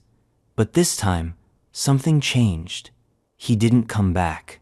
When his absence was noticed, early search efforts were mounted. But in 1909, a search meant horses, boots, and word of mouth. There were no phones, no radios, no helicopters to hover above treetops. Rangers and locals followed what little trail they could find, but the land was vast and raw. Shepard had mentioned he was looking for mineral deposits. Some believed he was headed toward the upper reaches of the Merced River. Others thought he was prospecting deep in the Sierra granite corridors. In the end, it didn't matter. He was gone. No equipment was recovered. No journal. No campfire. Just silence. Some later hikers reported finding old tools and gear buried deep off-trail decades later, but nothing definitively tied to him. His name faded into local legend. Some said he found something he didn't want to share. Others claimed he walked too far into the wrong canyon and met the wrong end of a fall. F.P. Shepard's disappearance became the earliest officially recorded vanishing in Yosemite, a sort of origin story for the strange pattern of people who enter America's most famous park and don't come out. And next, we move from old maps to modern GPS. Joel Thomason disappeared in 2021, but his story feels older, timeless in the way that only a vanishing without clues can be. Joel Thomason. The 6th of September, 2021. Joel Thomason, a 31-year-old from Denair, California, set off on a solo fishing and hiking trip in Yosemite National Park. He was last seen near Hetch Hetchy Reservoir region, less frequented than the valley, but no less majestic. He was an outdoorsman, comfortable in the backcountry. His plan was to return by the 9th of September. He never did. When he missed his return date, rangers were notified. A search effort launched immediately. It made sense he wasn't far off the grid. The terrain was rough but not dangerous. He was experienced. They expected to find him. They didn't. Searchers covered 70 square miles on foot, by air, and via watercraft. Dogs were brought in. Drones mapped the ravines. Not a scrap of clothing. Not a broken fishing rod. Not a single dropped item. Just nothing. The area around Hetch Hetchy is strange. Less crowded, more rugged. The cliffs are sharp. The forest's dense. It's easy to get disoriented. But Joel left behind no signs of confusion. No radio calls. No distress signals. Family and friends were baffled. He was careful, not a risk taker. He had planned well. So how does a man disappear so completely in an area that had been searched thoroughly? Yosemite is filled with disappearances, but Joel's felt different. More recent, more urgent, and still more inexplicable. He vanished into a modern world, with ancient rules, that don't care how experienced you are or how many people love you. And next, we follow that vanishing thread from the granite cliffs of California to the scorched soil of the Mojave Joshua Tree, where a man named Bill Owasco planned a simple day hike and ended up a legend in the missing 411 files. Bill Owasco. The 24th of June, 2010. Bill Owasco, 66 years old, was in peak shape for his Asia recreational hiker, Vietnam veteran, an avid photographer with a calm demeanor and a methodical approach to life. He told friends he planned to do a simple day hike in Joshua Tree National Park, just a short trek to a well-known site called Carey's Castle. He never came back. The search was launched swiftly. He had left an itinerary, and his car was found parked where he said it would be near Quail Springs. The terrain in that area is arid, rocky, and deceptive. Hills fold into dry washes, the sun bakes the soil and your sense of direction with equal intensity. Search and rescue teams combed every canyon and ridge. They deployed helicopters, dogs, and a dedicated GPS mapping system. And here's where it gets weird. Cell data indicated that his phone had pinged a tower 10 miles away long after he was believed to have been incapacitated. That ping made no sense. The terrain between the last known location and the cell tower was brutal. No water, no trails, no shade, no logical reason for any, especially someone with Owasco's hiking experience, to go that way. Yet search teams shifted their grid. Still, nothing. No clothing, no gear, not a drop of blood. Owasco simply ceased to be. In the years since, his case has become a cornerstone of the missing 411 phenomenon, often cited for its eerie contradictions. How does a man vanish with no evidence in a place surrounded by his own footprints? The desert keeps its secrets under sun and silence. And speaking of silence, the next case takes us back to the Great Smoky Mountains, where Christopher Cessna went for a drive in 2011 and ended up on a trail that led to nowhere. Christopher Cessna. May 18, 2011. Christopher Cessna, a 45-year-old engineer from Tennessee, entered Great Smoky Mountains National Park and never exited. A quiet man, deeply analytical, he'd left his home to clear his mind, telling family he was going hiking to sort things out. He parked near Newfound Gap Road, a heavily trafficked area filled with tourists, rangers, and scenic overlooks. He was never seen again. His car was located days later, unlocked. Nothing inside looked disturbed. From there, rangers launched a search centered around the Appalachian Trail and nearby side paths. The Smokies are lush and disorienting, with valleys that seem to fold in on themselves, but this wasn't the deep backcountry. This was tourist country. Despite that, nothing was found. Cessna had no known health issues. He wasn't suicidal. He wasn't inexperienced. Yet the forest had closed over him like a curtain. There were whispers that he may have voluntarily disappeared, but no money was taken, and there were no withdrawals from his accounts after he vanished. No signals, no sightings. The Great Smoky Mountains are known for their density, not just the trees, but the number of disappearances. Trails that are so well worn they practically hum with human traffic have still swallowed people without a trace. Christopher became one more name in a long, quiet ledger the park seems to keep. People still hike there every day.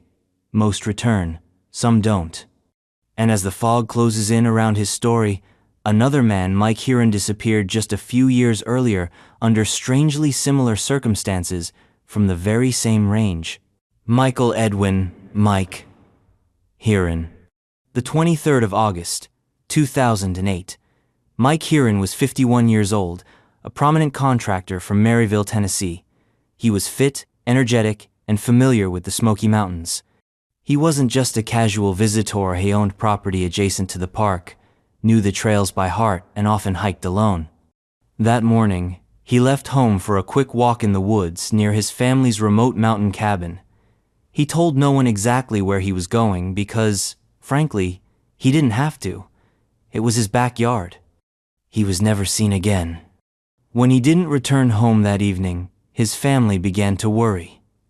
By the next morning, a search was underway, a large one. Dozens of volunteers, rangers, helicopters, and canine teams spread out from his last known location. They found nothing, not a shirt, not a boot print, not even a scent for the dogs to follow. This wasn't rugged wilderness far from civilization. It was a region he knew intimately. His cell phone had last pinged near Rich Mountain Gaput. Even with that digital breadcrumb, the land yielded nothing. Theories flooded in. Had he fallen and been covered by forest debris? Attacked? Did he have a medical emergency in an oddly inaccessible location? But Mike had no health issues, no enemies, no reason to run. Years later, the trail is cold, and the forest hasn't whispered a word. 3 men, 1 park, 1 story playing on repeat with slightly different notes. Next, we'll shift west to Mesa Verde National Park, where in 2013, another man disappeared on a clear summer day, just as ordinary and just as inexplicably final. His name was Mitchell Dale Staling. Mitchell Dale Staling. The 9th of June, 2013. It was a sunny Sunday afternoon in Mesa Verde National Park, Colorado Place, better known for its ancient cliff dwellings than for missing persons. Mitchell Dale Staling, a 51-year-old Air Force veteran from Texas, was visiting the park with his wife. It was supposed to be a simple outing, a day among the ruins, then back to the car. They started at the Spruce Treehouse area, one of the park's main attractions, but Mitchell decided he wanted to explore a little more. He set off alone on a short trail toward the nearby Petroglyph Point. Loop clearly marked, popular, and relatively easy for someone in decent shape. He never came back. When he didn't return within the hour, his wife raised the alarm. Rangers sprang into action quickly. They knew the area. It wasn't vast. Wilderness it was a managed trail near the heart of the park. Still, nothing. The search grew in scope over the following days. Helicopters scanned the cliffs. Ground teams with dogs searched every possible path. The area has steep canyons and sheer drop-offs, but Mitchell was experienced. There were no signs of a fall, no broken brush, no dropped gear, not a single clue. Then it got stranger. Some reports suggested hikers had seen a man matching his description far from the designated trail system. Others speculated he became disoriented, wandered, and succumbed to exposure. But temperatures were mild. He was healthy, and the area was buzzing with tourists. To this day, not one piece of evidence has been found. Another hiker, another sunny day, another man who disappeared into terrain that shouldn't let people vanish. And while Mitchell vanished among ruins of the distant past, our next story drops us into one of the most iconic natural wonders on Earth, where a young guide named Morgan Heimer simply stepped into the Grand Canyon and never came out. Morgan Heimer. The 2nd of June, 2015. The Grand Canyon. An expanse so massive and surreal it practically defies scale. That day, 22-year-old Morgan Heimer, a bright and affable river guide from Wyoming, was working a commercial trip along the Colorado River. He was fit, experienced, and in love with the outdoors. He wasn't a tourist, he lived this job. The group had stopped at Pumpkin Springs, a popular, shallow, natural pool perched above the river, a place to stretch, snack, and enjoy the view. Morgan was last seen talking with a guest around 4 p.m. on the bank. Minutes later, he was gone. Gone. There was no splash, no sign of struggle, no yelling, just one moment of conversation, and the next a blank space. His fellow guides searched frantically. Then came the National Park Service, helicopters, boats, cliff teams, K9 units. Nothing. The terrain was difficult. Yes. Sheer walls, hidden alcoves, and deadly drops. But Morgan had been in that exact area many times. He knew the risks. He would have never wandered far from the group or ventured into danger without good reason. Searchers theorized he may have slipped into the river, but the Colorado is fast and willed if that had happened. His body would have likely surfaced downstream. But it didn't. Not a life vest, not a shoe, not a single personal item. It's as if he walked into the red rock and disappeared between the folds of time and stone. Morgan's case remains open, unsolved and chilling in its simplicity. And from the high cliffs of the Colorado Plateau, we travel east to the forests of Vermont, the Bennington Triangle, where disappearances aren't just individual mysteries, they're part of a pattern. Starting with Paul Jepson, a boy in a red jacket who simply wandered off and became folklore. Paul Jepson. In October 1950, 8-year-old Paul Jepson accompanied his mother on a routine afternoon chore. They stopped near the Bennington Fish and Game Club, an area bordered by dense woods and narrow mountain trails. She left him briefly in the truck, just minutes enough time to feed some pigs. When she returned, he was gone. Just gone. The area was scoured immediately. Local police, volunteers, dogs. It wasn't deep wilderness, just a forested stretch near a well-used trail. But there was no sign of Paul. The dogs picked up a scent and followed it up the mountain, then stopped, cold, as if something had cut the trail off mid-step. Paul was wearing a bright red jacket, a color that should have popped against the autumn foliage. But nothing. No flash of color in the trees, no footprints, no clothing, no cries. Then came the rumors. Paul was not the first person to vanish in the area, nor the last.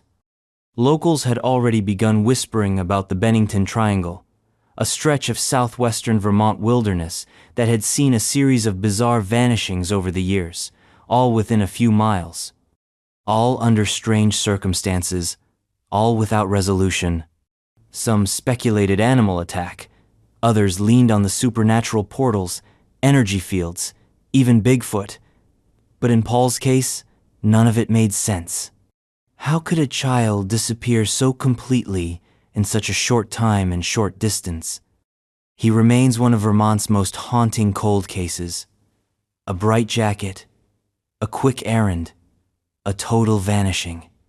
And Paul wasn't alone, because that same triangle would soon swallow more people, including a woman named Freda Langer, whose story is the only one where a body was found, and that made it even stranger. Freda Langer. The 28th of October, 1950, just weeks after Paul Jepson vanished. Freda Langer was 53 years old, an experienced outdoorswoman, and no stranger to Vermont's vast, forested backcountry. She and her cousin had been hiking near Somerset Reservoir, well within the bounds of the so-called Bennington Trianglia region already pulsing with rumors. While crossing a shallow stream, Freda slipped and soaked her clothes. It was a minor inconvenience. She laughed it off and told her cousin she'd hike the short distance back to camp to change, then catch up. She never returned. That should have been the end of the story, a tragic accident in cold weather perhaps. But Freda's case did something the others didn't.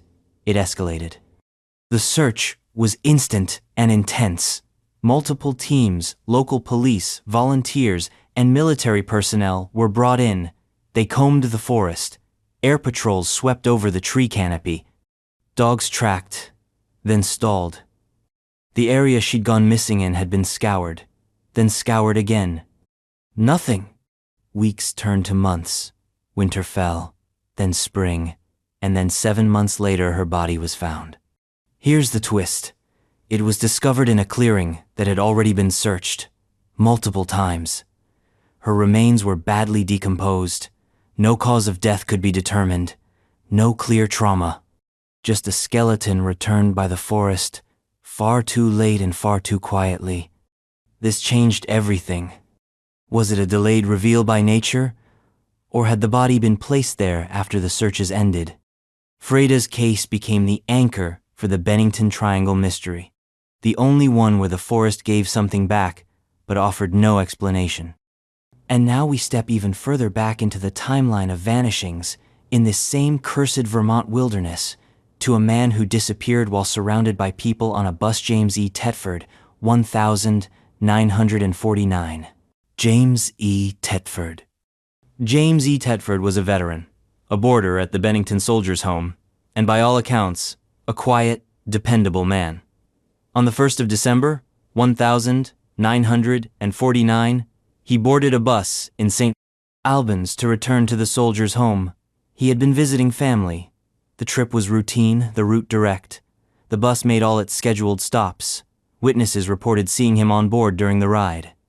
Then, he vanished between stops, in a locked bus, surrounded by other passengers. His luggage was still on board, his timetable, his identification, his seat was empty, but his personal belongings were untouched, and not one person could say when he had gotten off because he hadn't. By all accounts, he simply disappeared into thin air while en route. The police were baffled. There was no opportunity for a surreptitious exit. The windows didn't open wide enough. The bus was sealed. The passengers were questioned. No one had seen a thing. His disappearance came just 1 year before Freda Langersand, just a year after Mitty Rivers, all within the same narrow stretch of Vermont wilderness. The Bennington Triangle was quickly becoming less of a local whisper and more of a national oddity. Some claimed it was mass hysteria. Others speculated about terrain anomalies, time slips, even interdimensional portals.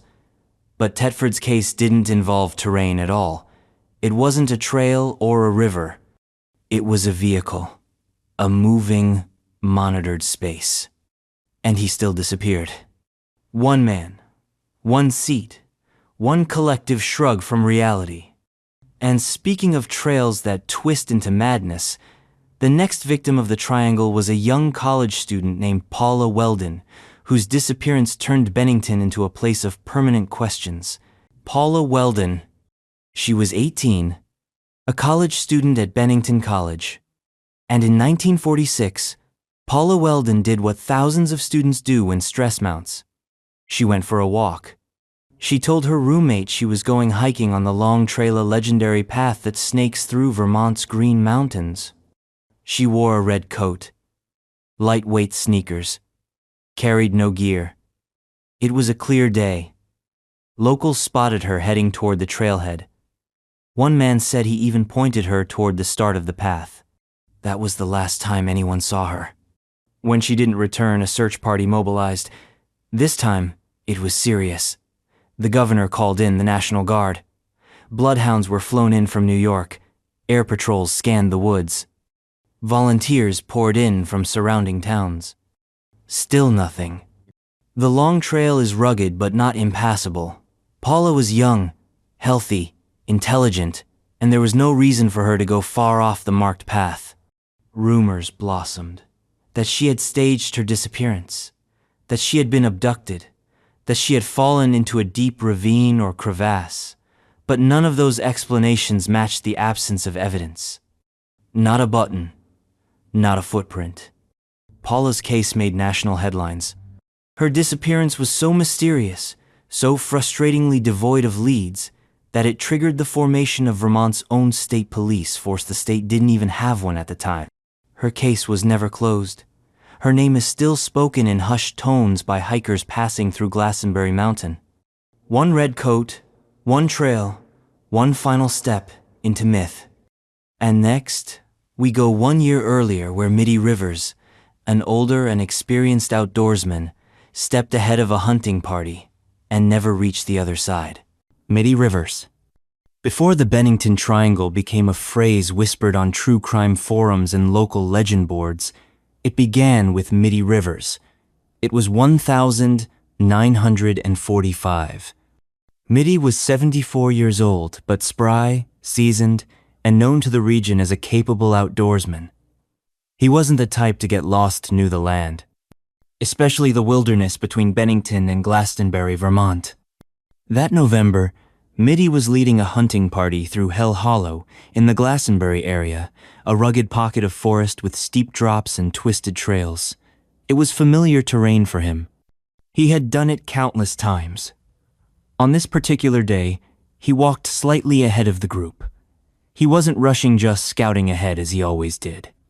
And then he was gone. At first, nobody panicked. He was fast, quiet, and independent. But when the group reached camp and Mitty hadn't returned, the unease began to rise. When he failed to turn up by nightfall, a full-scale search launched. They found no signs of injury. No broken branches, no disturbed brush. Just a single odd Detail 1 used rifle cartridge found along the trail, believed to be his. The terrain was unforgiving, but Mitty had survived worse. And that's what made his disappearance chilling. He hadn't wandered, he hadn't panicked, and the group was never far behind. Weeks passed, winter crept in, and still, no trace, no footprints beyond the obvious. No clothing, no rifle, no gear. The forest, it seemed, had claimed him on purpose. He was the first in a string of disappearances that would transform Glastonbury from a logging ghost town into the core of Vermont's greatest mystery. And from a prospector in Vermont, we traveled to the desert shadows of Arizona's Superstition Mountains, where another man, Adolph Ruth, followed a legend and ended up as bones beneath the sun. Adolph Ruth.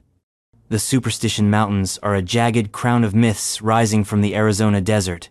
Harsh, sun-baked, haunted, some say.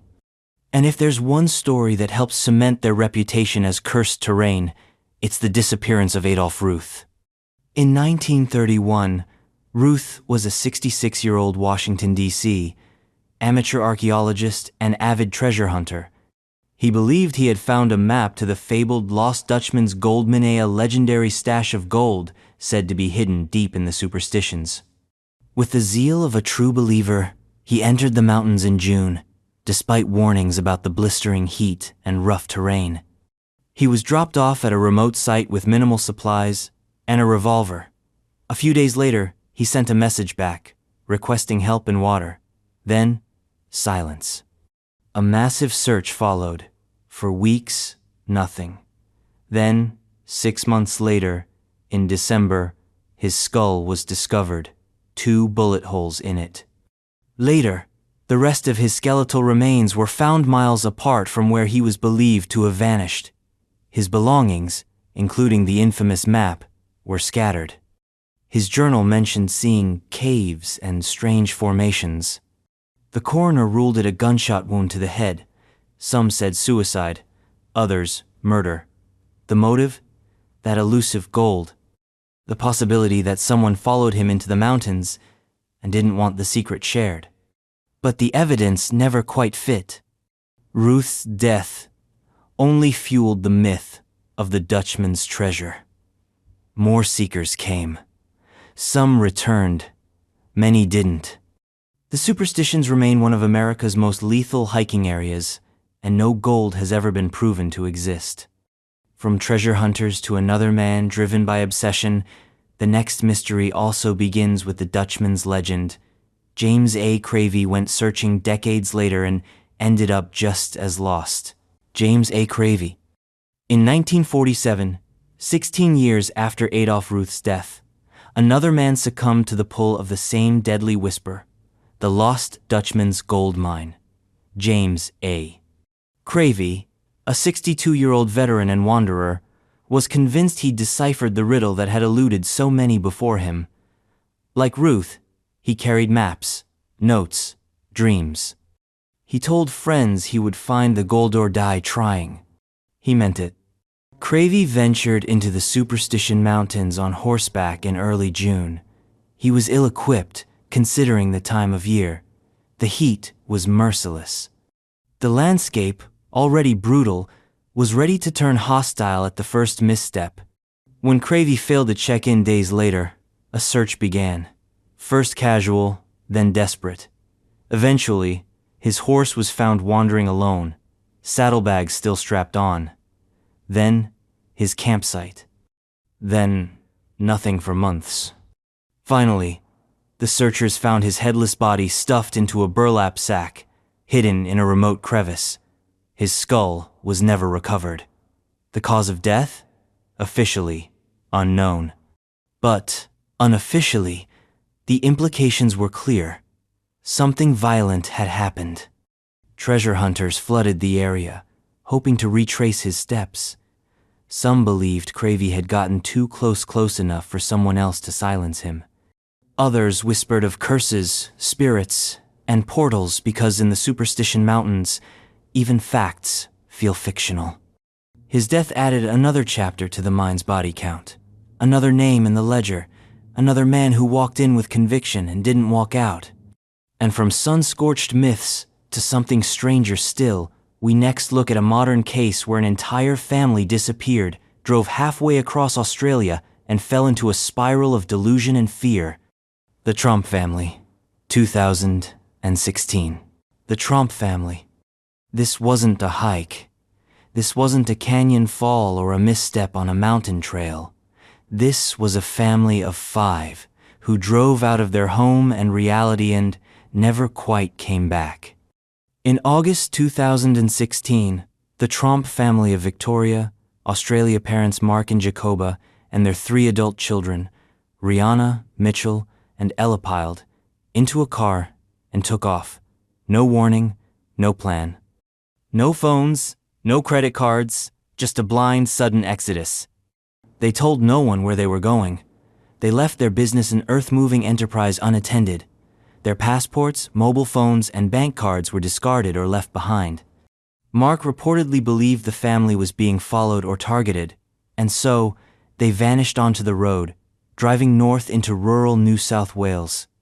What happened next unraveled like a psychological thriller. Within a day, one son, Mitchell, left the group and returned home, shaken but unharmed. The rest continued. Then one daughter, Ella, left as well, stealing a car to get back to Melbourne. Meanwhile, Rihanna and her parents pressed on. Soon, Jacoba was found alone, disoriented, in the town of Yas. She was hospitalized for mental evaluation. Rihanna was later discovered in the back of a stranger's ute, a pickup truck, seemingly in shock. Finally, Mark was found wandering along a remote road, the last to be located. All were eventually returned safely. But the mystery remains. What caused this sudden break from reality? The official term tossed around was shared psychosis, a rare psychological condition in which delusions spread among close-knit individuals. But that explanation felt clinical, cold, and a bit too convenient. The Tromp family never fully explained what happened. They simply returned home, quietly, and asked for privacy. And from one mind-bending mystery in modern Australia, we descend into the Himalayan shadows India's Parvati Valley, where Bruno Mushalik was only one of many travelers who vanished on the so-called hippie trail. Bruno Mushalik. Parvati Valley has many nicknames. The Valley of Shadows, India's Bermuda Triangle, the hippie graveyard. It lures the curious, the spiritual, the lost, and sometimes it keeps them. Bruno Mushalik was a 24-year-old German tourist, fit, free-spirited, and fascinated by Eastern mysticism. In 2015, he arrived in Parvati Valley, like many before him, seeking peace, introspection, adventure. The valley, carved between the Himalayas, is breathtaking and treacherous in equal measure. Bruno was last seen near Kirganga, a small remote village accessible only by foot. He planned a short trek and afternoon walk, really toward the more secluded trails just above the town. He never came back. When he missed a planned rendezvous, friends and locals raised the alarm. Police launched a search. Nothing. No sign of a fall. No clear path of exit. No sightings. This wasn't the first such case. Over 20 foreigners had vanished in the same region over the past 2 decades. Solo hikers, backpackers, spiritual seekers. Sometimes bodies are found months or years later in crevices or under rock slides. But often nothing. The theories vary. Treacherous terrain, criminal activity, drug deals gone wrong, cult activity. Even supernatural explanations. Parvati Valley is steeped in ancient legends of gods, curses, and spirits who lure travelers astray. Bruno's family traveled to India, retraced his steps, spoke to villagers, pleaded for information. But the valley offered only the same shrug it's given a dozen grieving families before. And the disappearances didn't stop. In fact, they grew. Because in 2021, another young man, Dhruv Agarwal, stepped into the same misty trails and was never seen again. Dhruv Agarwal was 26. A tech consultant from Delhi, well-educated, sharp, and grounded. Not your average backpacker chasing enlightenment. But in 2021, the stress of pandemic life and the isolation of urban lockdown drove him toward the Himalayas sand, straight into the jaws of one of India's most dangerous spiritual corridors, Parvati Valley. He texted friends that he was going on a solo hike near Kalga, a tiny hamlet strung between pine trees and fog. He wasn't off-grid for long, just a quick solo trip, back in 2 days, he said. He never came back. When he failed to respond, friends contacted authorities. Search teams were dispatched, helicopters, drones, dogs, nothing. It wasn't snow season. There hadn't been storms. He hadn't planned a difficult trek. But somehow, like so many before him, he vanished without a sound or sign. People in the valley began to talk again about the repeating pattern, the vanishing footprints, the one-way walks. They spoke of being called by the mountains, of people who stare too long at the sky before they disappear. Dhruv's case was fresh, modern, and as empty as any ancient myth. And in 2022, the pattern would repeat once more, this time with Vijay Masari Jadeja, another traveler drawn by the valley's promise and erased by its curse. Vijay Masari Jadeja. By the time Vijay Masari Jadeja arrived in Parvati Valley in 2022, the reputation of the place wasn't a secret. If you Googled disappearances in India, you'd find the valley listed alongside Bermuda and other global mystery hotspots. But like many who came before him, Vijay wasn't deterred. The mountains promised serenity, solitude, a cleansing of the chaos, and that pull spiritual and primalis difficult to resist. Vijay was 28, a creative professional from Gujarat, calm, thoughtful, and drawn to introspective travel. He told family and friends he was going to spend a few days in the mountains. He checked into a guest house in Kalga, mingled with other travelers, hiked a bit, and then, like a switch, was gone. One morning, he didn't come down for breakfast. His room was undisturbed. His backpack was gone, but not much else. The locals assumed he'd gone for a trek. He didn't return. Search efforts began within days, spearheaded by local guides and officials, but yielded no results. The pattern had replayed itself so often that even the response felt ritualized. Dogs, helicopters, appeals to the embassy, flyers posted on trees that seemed to shrug as the ink curled in the cold. What sets Vijay's case apart was the digital silence. In an era where even monks carry smartphones, Vijay left no pings, no last-minute Instagram posts, no outgoing calls. The last message to his family was optimistic, even joyful. And then, just mist and myth. He became yet another name in Parvati's growing tola, another traveler who believed the trail had an end. From India's vanishing trails, we now return to American soil where a woman named Maura Murray crashed her car on a snowy New Hampshire road, called no one, and walked into one of the strangest vanishings of the 21st century. Maura Murray.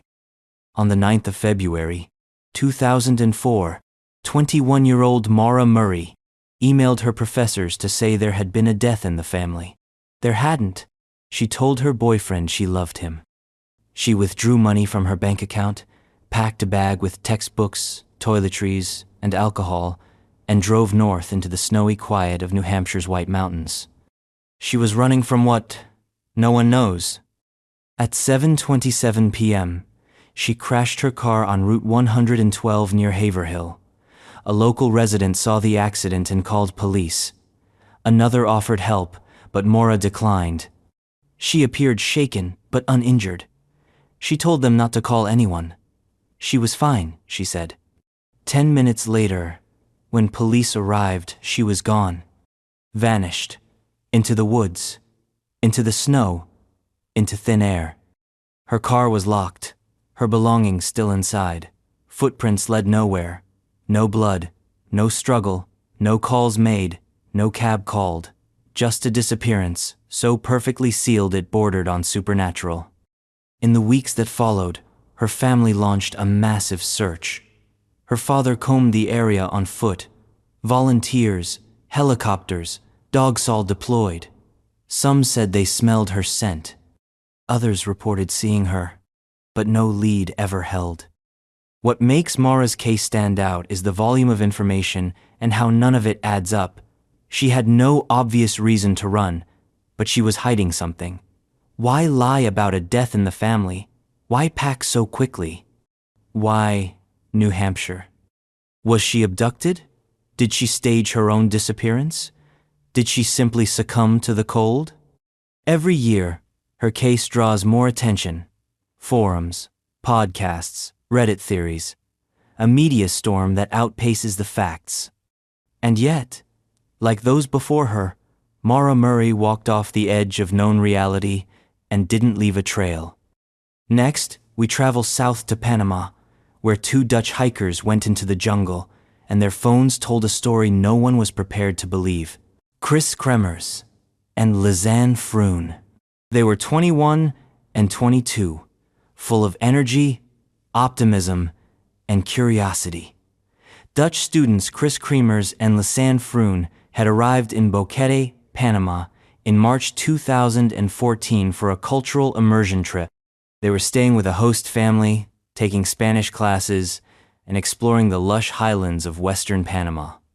On the 1st of April, they set out for a hike on the El Pianista Trail, sunlit, scenic, and popular among travelers. They took a small backpack, water, snacks, and their phones. They were never seen alive again. When they didn't return, panic set in. A search followed. Nothing. Days later, locals found Lisanne's backpack along a riverbank, perfectly dry and intact, containing both girls' phones, sunglasses, cash, and a working camera. That's when the story broke open. The phones showed dozens of failed attempts to call emergency services starting just hours after the hike began. The logs showed attempts across multiple days, with the battery draining and rebooting. Someone likely Krishad entered the wrong pin several times, then stopped trying. But the camera? That was the real horror. The girls had taken selfies early in the hike, smiling, relaxed. Then, days later, over 90 photos taken at night. Flashes of the jungle. Darkness. A piece of plastic, possibly used to mark a trail. A photo of the back of Chris's head bloodied. Then silence. Weeks later, bones were found. A pelvic bone from one girl. A boot with a foot still inside. DNA confirmed it. But how did two hikers vanish from a simple trail and end up scattered across ravines miles away? There were no answers, just more questions. Foul play? Misadventure? Something more? Chris and Lisanne entered the jungle with cameras and came back as a mystery no one can explain.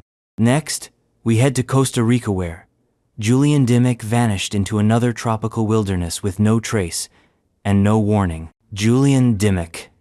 Corcovado National Park is one of the most biologically intense places on Earth. Jaguars, pumas, poison dart frogs, it's paradise with teeth.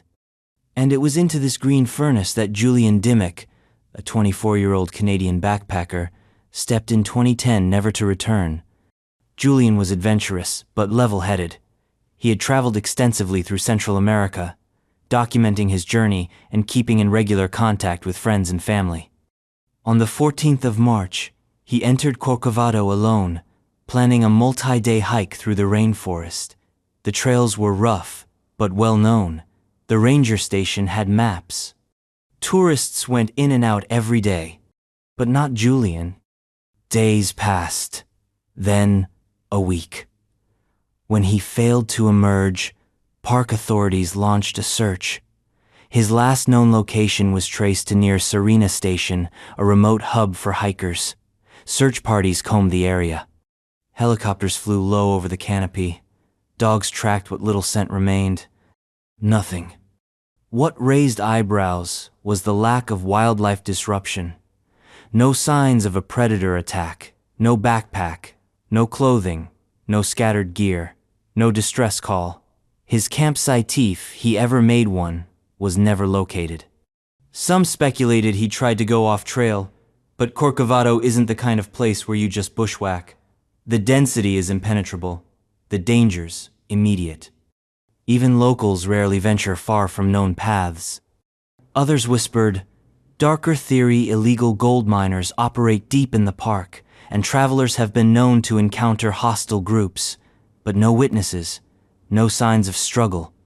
Julian Dimmick's disappearance remains one of Costa Rica's most confounding.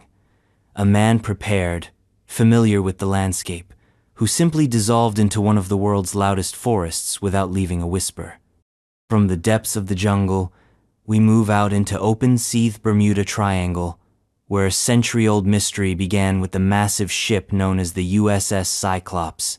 The crew of the USS Cyclops.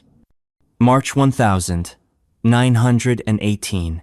The USS Cyclopsa, 5'4", 2-foot Longi Navy cargo ship, was on a routine voyage from Brazil to Baltimore, carrying manganese ore and over 300 people.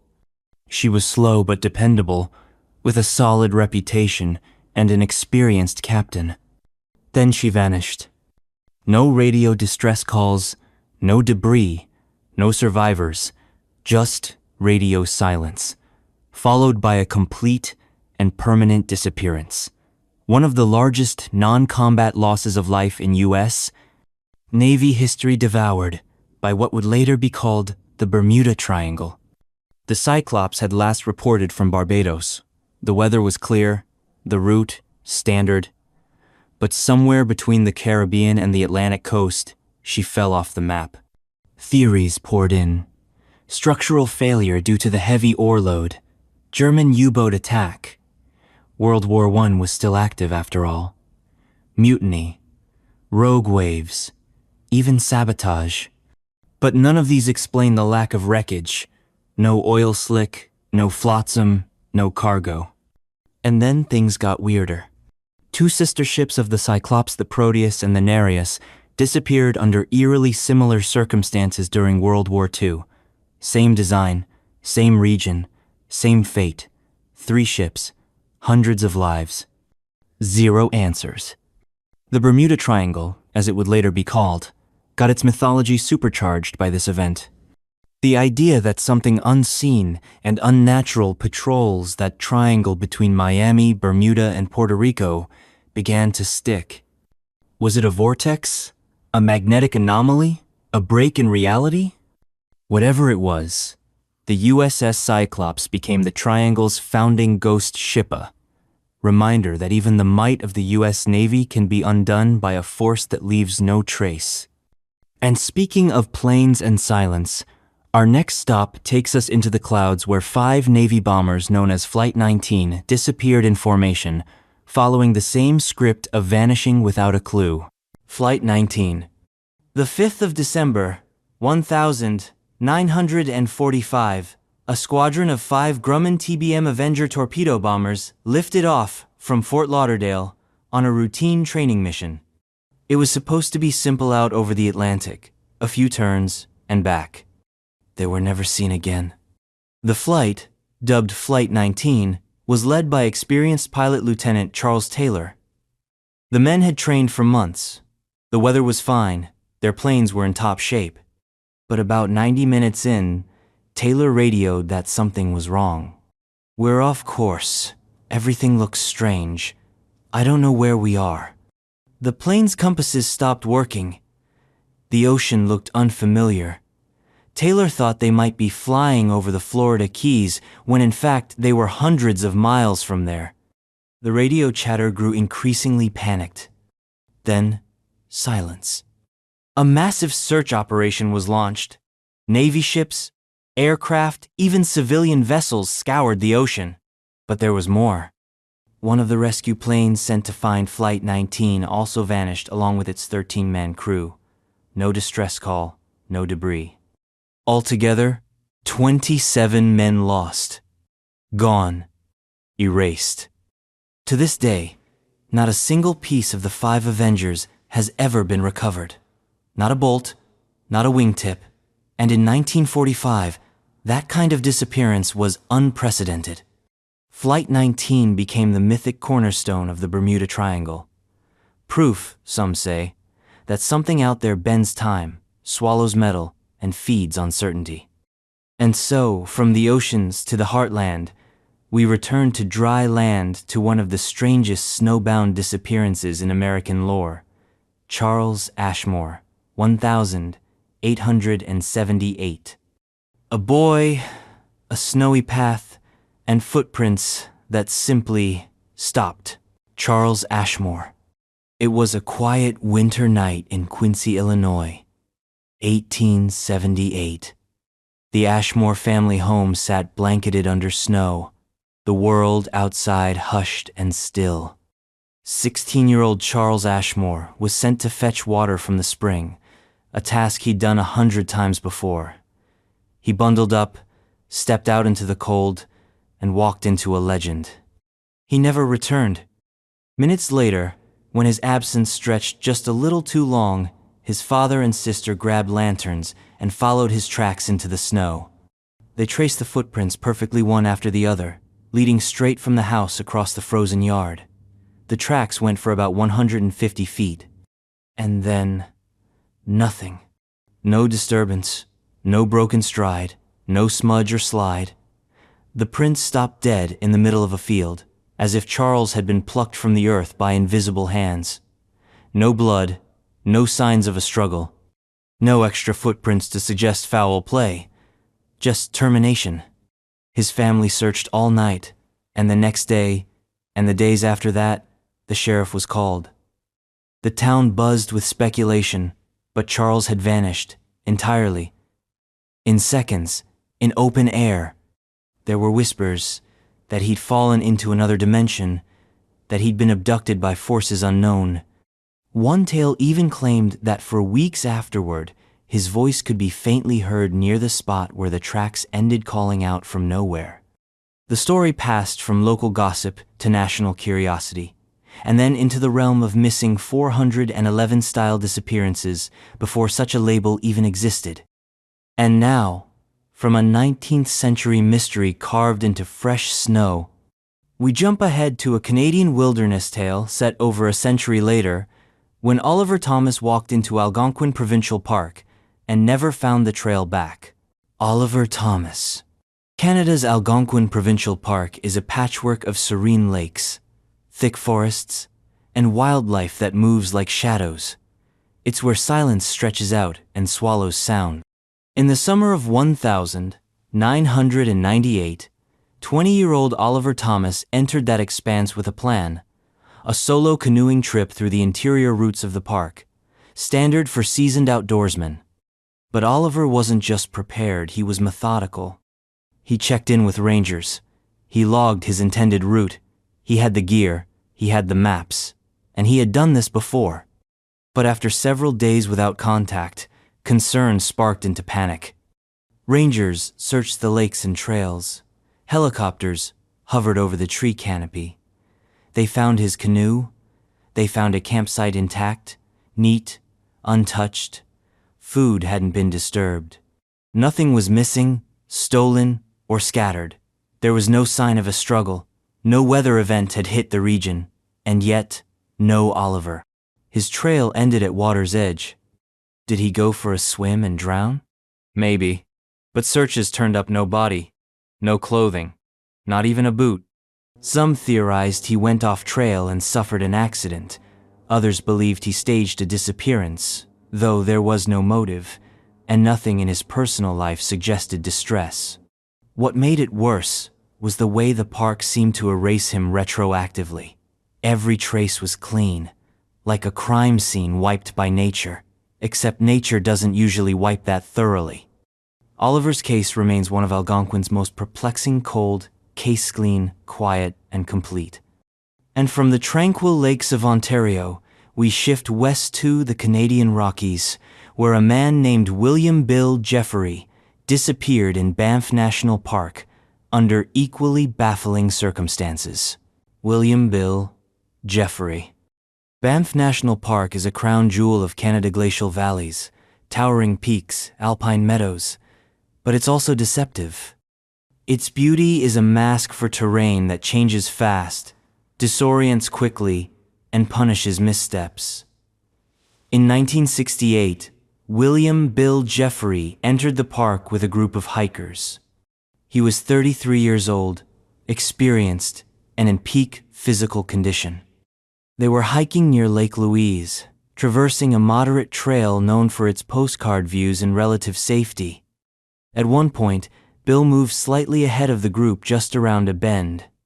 Not far, not off trail. He never made the next turn. When the group reached the bend, Bill was gone. They assumed he'd kept going, but after an hour without sight of him, they backtracked. Nothing. A search party was formed.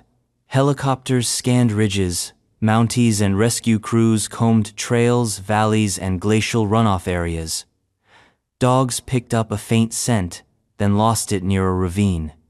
That was the closest they ever got. There were no signs of injury, no gear left behind, and the area wasn't that isolated day hikers pass through regularly. The mystery deepened when days turned into weeks. There were no weather events, no dangerous wildlife reports, no indication that Bill had chosen to disappear or was fleeing anything. He had simply been walking ahead, and then not walking at all. To this day, his name echoes in Banff's list of unresolved vanishings, one of many who entered the mountain storybook cover and ended up a footnote in its darker pages. Next, we leave the mountains of Alberta and head for Wales, where a woman named Trevelyan Evans stepped out of her shop for 2 minutes and vanished into an empty street and an even emptier world. Trevelyan Evans. The 16th of June, 1990. It was a normal Saturday in the charming market town of Yongolan, Walesa, postcard perfect place with stone cottages and winding roads. Trevelyan Evans, 52 years old, was running her small antiques shop on Church Street. Around 12:40 p.m., she put a note on the door that read simply, "Back in 2 minutes." She left behind her handbag, car keys, jacket, and all her personal belongings. She never returned. At first, there was no panic. Customers assumed she had stepped out for coffee or to chat with a nearby vendor. But when hours passed and the shop remained closed, her family and police were called in. What followed was one of the most bizarre missing persons investigations in UK history. She had been seen that morning by several people chatting, smiling, going about her day.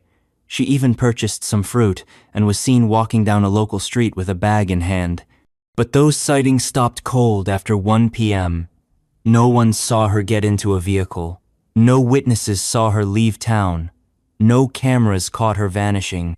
Yongolan isn't a maze of alleyways. It's a tight, sleepy town. Yet somehow, Trevelyan was swallowed whole. Police dredged the River Dee. Dogs searched the hills. Dozens of theories emerged: abduction, amnesia, suicide, voluntary disappearance. But the forensic evidence was non-existent. Her bank accounts were untouched. Her home undisturbed. Her car remained parked just where she'd left it. She had simply walked out the door in broad daylight and never existed again. Over the years, Trevelyan's name would become synonymous with impossible disappearances. An ordinary day, a 2-minute errand, and the world shut behind her like a trapdoor. From the quiet streets of Wales, we head deep into America's southern forests, where Brandon Dotson vanished in Arkansas and left only bones and questions behind. Brandon Dotson. Brandon Dotson was just 19 years old when he disappeared after leaving a party near the Ouachita Mountains in Arkansas. A friendly, well-liked kid, Brandon wasn't the type to vanish without a reason. And yet, on a warm spring night, after a get-together with friends, he walked out into the dark woods and never came back. His friends claimed he was intoxicated, possibly agitated, and said he needed to clear his head. That's not uncommon. What's uncommon is what happened or didn't happen next. Search parties scoured the area the next day. Local police and volunteers followed trails, streams, and roadways. They expected to find him within hours. Days passed, then weeks. No signs. No clothing, no calls, no sightings. Time marched on. And then, years later, skeletal remains were found in the woods not far from where he disappeared. DNA confirmed it was Brandon. But the cause of death? Undetermined. The bones showed no clear signs of trauma. There were no weapons, no personal items, just Brandon returned by the forest too late for answers.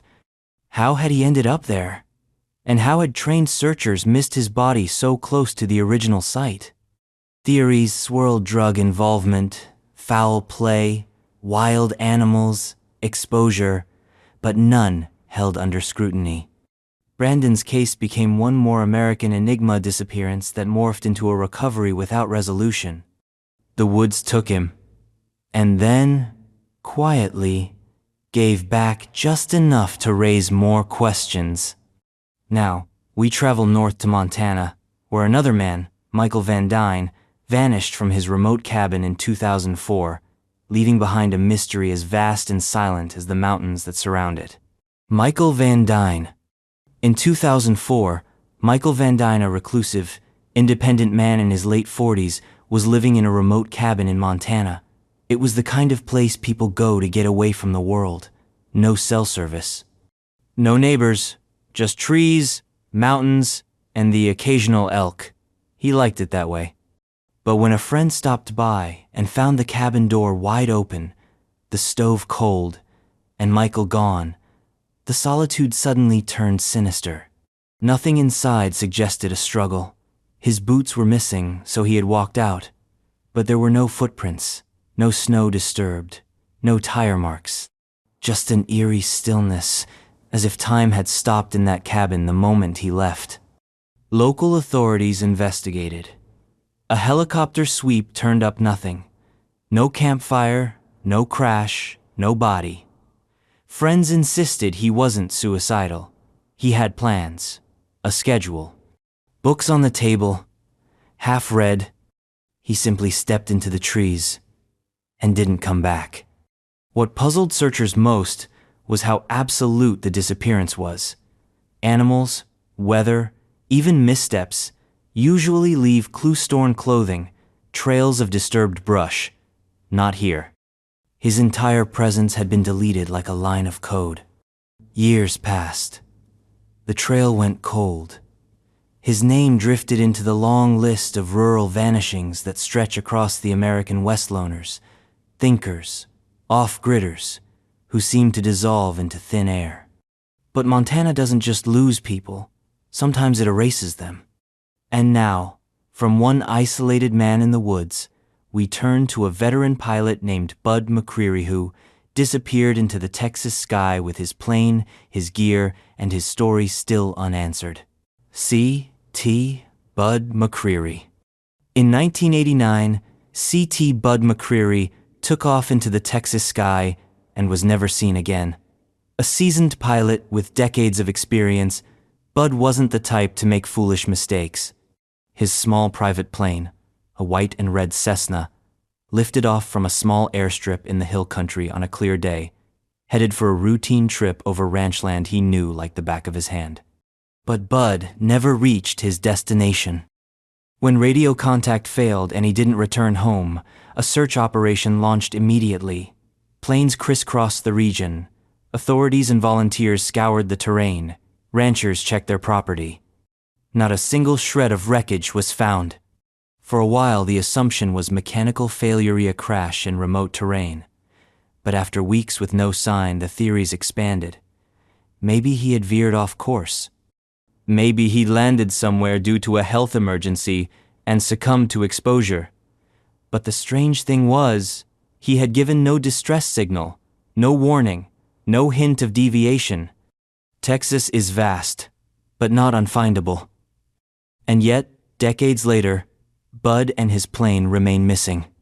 The landscape where he vanished isn't the Amazon or the Himalayas, it's scrubland, ranches, open country. A crash would have likely been visible from the air. Locals say planes don't just vanish in Texas. And yet, Bud did. His disappearance remains one of aviation's lesser-known ghost stories. No radar blip, no debris field. Just a good pilot, a clear sky, and a permanent blank space on the map. And speaking of blank spaces, our next story goes back to one of America's oldest historical mysteries, the disappearance of an entire colony from Roanoke Island, where the only clue left behind was a word carved into wood. The lost colony of Roanoke. Roanoke wasn't just a disappearance. It was the first American vanishing act, a colonial ghost story that's endured for over 4 centuries. In 1587, over 100 settlersmen, women, and children landed on Roanoke Island, off the coast of what is now North Carolina.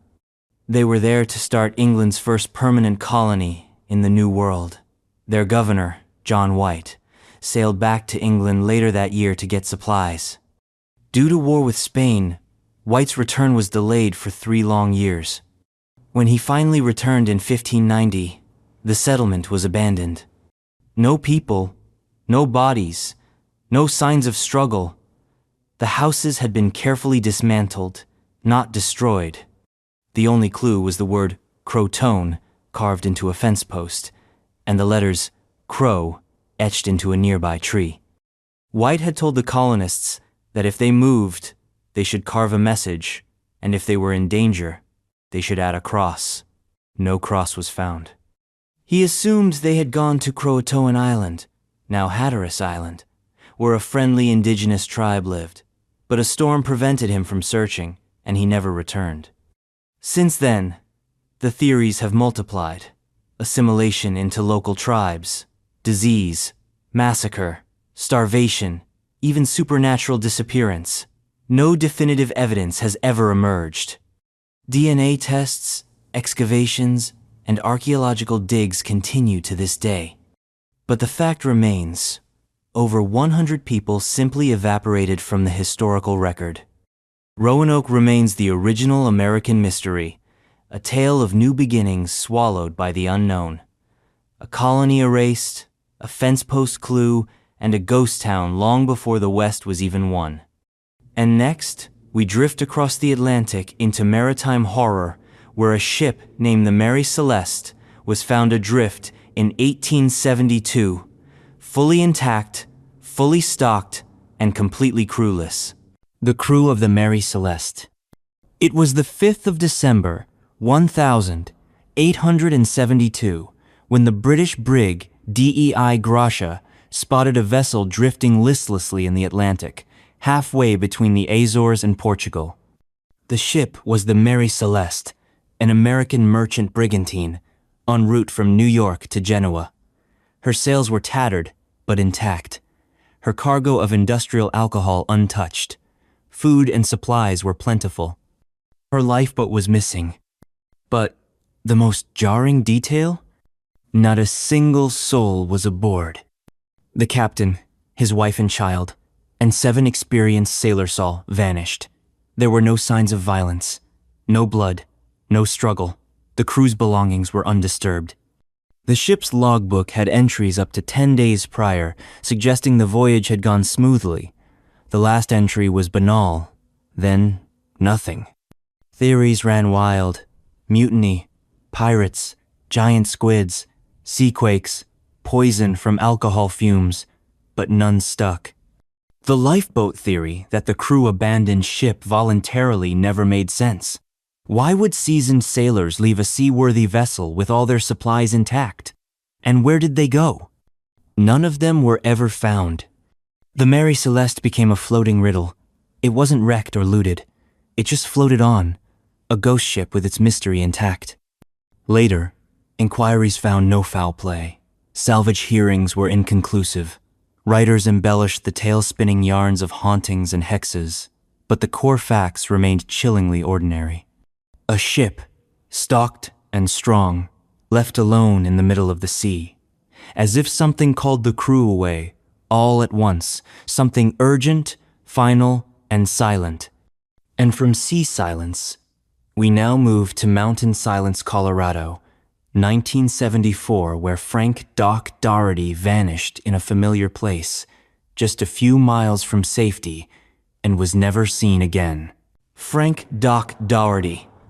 In the summer of 1974, Frank Doc Doherty disappeared in a place he knew better than most near Estes Park, Colorado, at the edge of Rocky Mountain National Park. A 67-year-old outdoorsman and former veterinarian, Doc wasn't just familiar with the area, he practically lived in it. He hiked regularly, knew the trails intimately, and understood mountain weather like it was muscle memory. So when he told a friend he was heading out for a short hike and never returned, it sparked a cascade of confusion and concern that has never been resolved. He wasn't planning an expedition, just a brief excursion near familiar terrain. No inclement weather, no health issues, no panic. He simply stepped into the woods and vanished. Search efforts launched quickly. Park rangers, search dogs, helicopters, friends, family, all combed the region where Doc had last been seen. His knowledge of the trails should have kept him safer, at least trackable. But there were no footprints, no campsite, no dropped gear, just absence. The strangest detail? No one heard a thing. No cries for help, no rustling or signs of distress. He disappeared so completely that some searchers questioned whether he had even gone where he said he would. As weeks passed, the mystery grew cold. And yet, locals still recall the disappearance like a hole in the landscape, something that should be there and isn't. Doc's story became one of those whispered warnings among hikers. Don't go alone, even if you're an expert. Because in the Rocky Mountains, familiarity doesn't guarantee survival. And from the Colorado wilds, we now travel north into Glacier National Park where another seasoned hiker named John Devine vanished in 1990, just days before a storm rolled in and erased everything. John Devine. At 73 years old, John Devine was no amateur. A seasoned outdoorsman, lean and sturdy, John had spent much of his retirement hiking, backpacking, and conquering trails that would leave younger men breathless.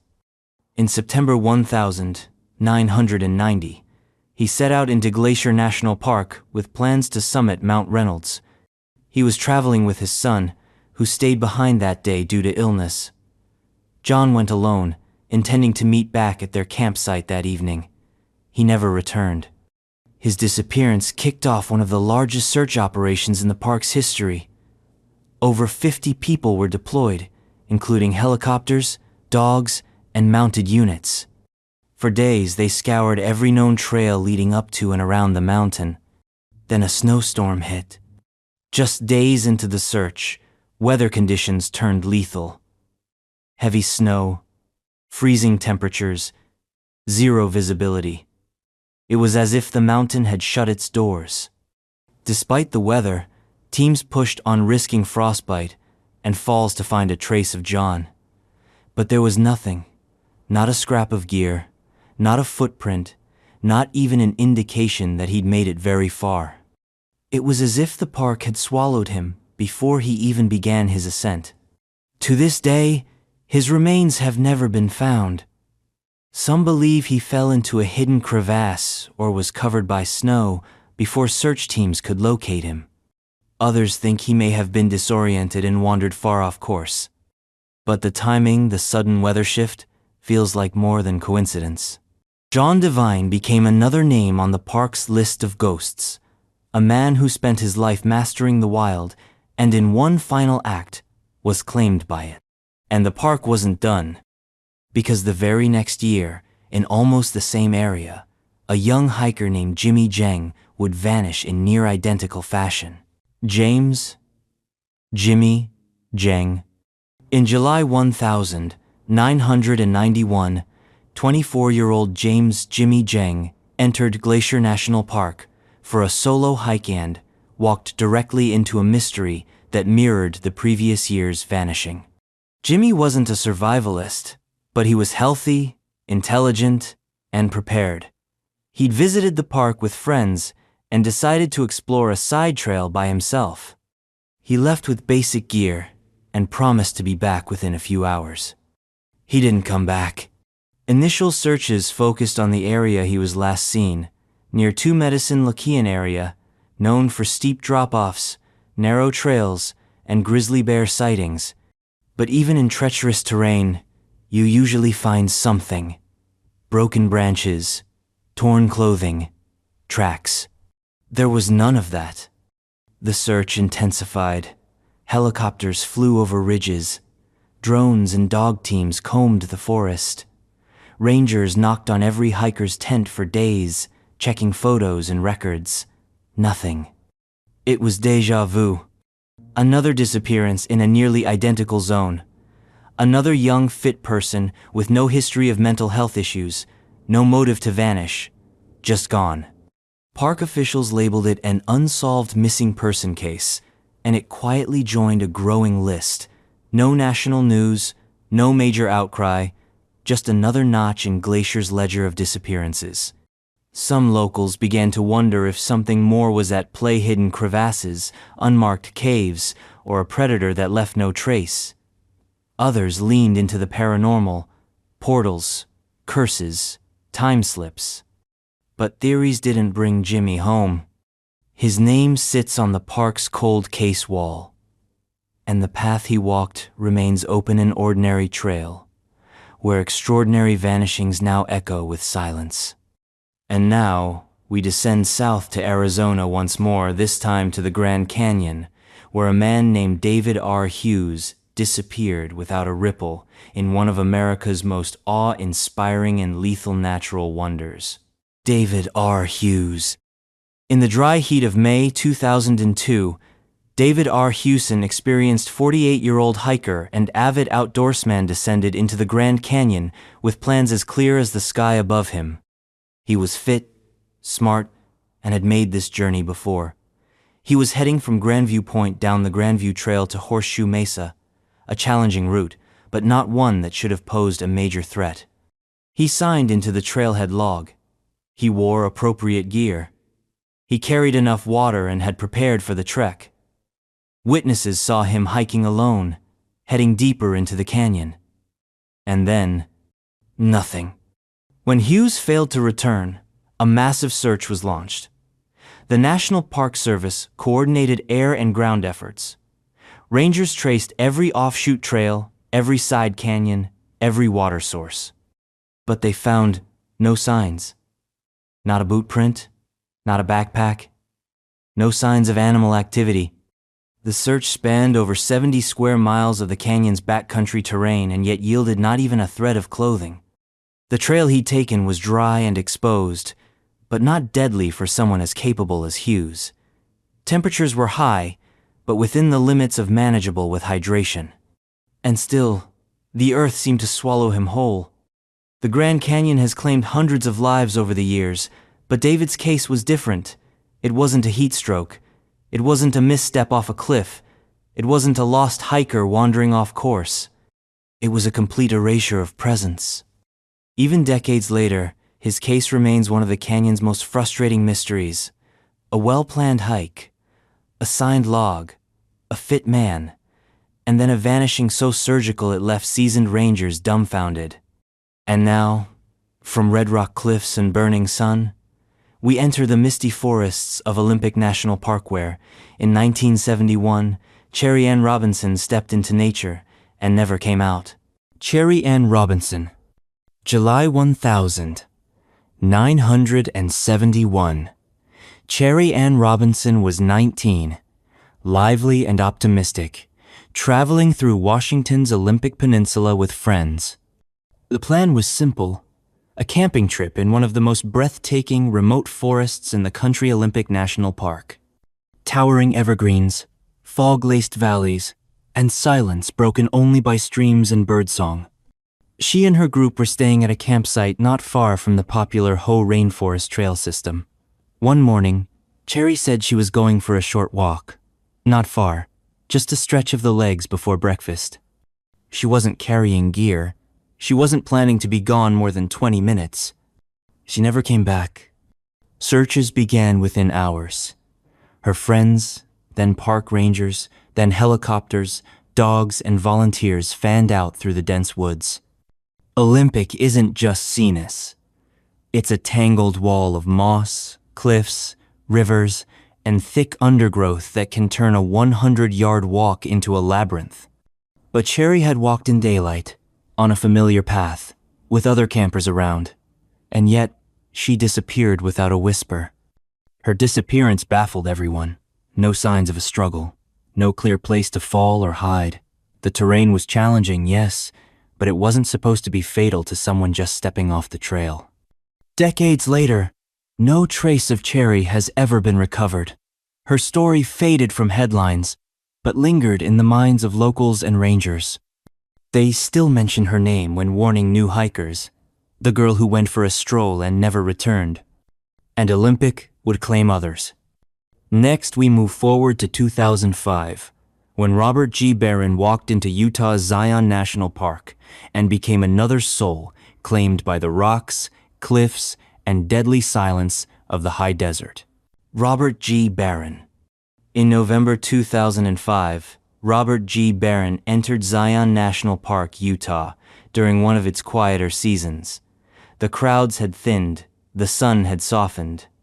The red sandstone cliffs glowed under the low autumn light.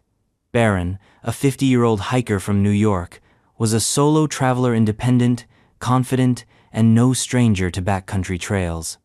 He checked into a motel near the park entrance and mentioned his intention to hike into Kolob Canyon's less trafficked portion of the park, known for its dramatic verticals and narrow slot canyons.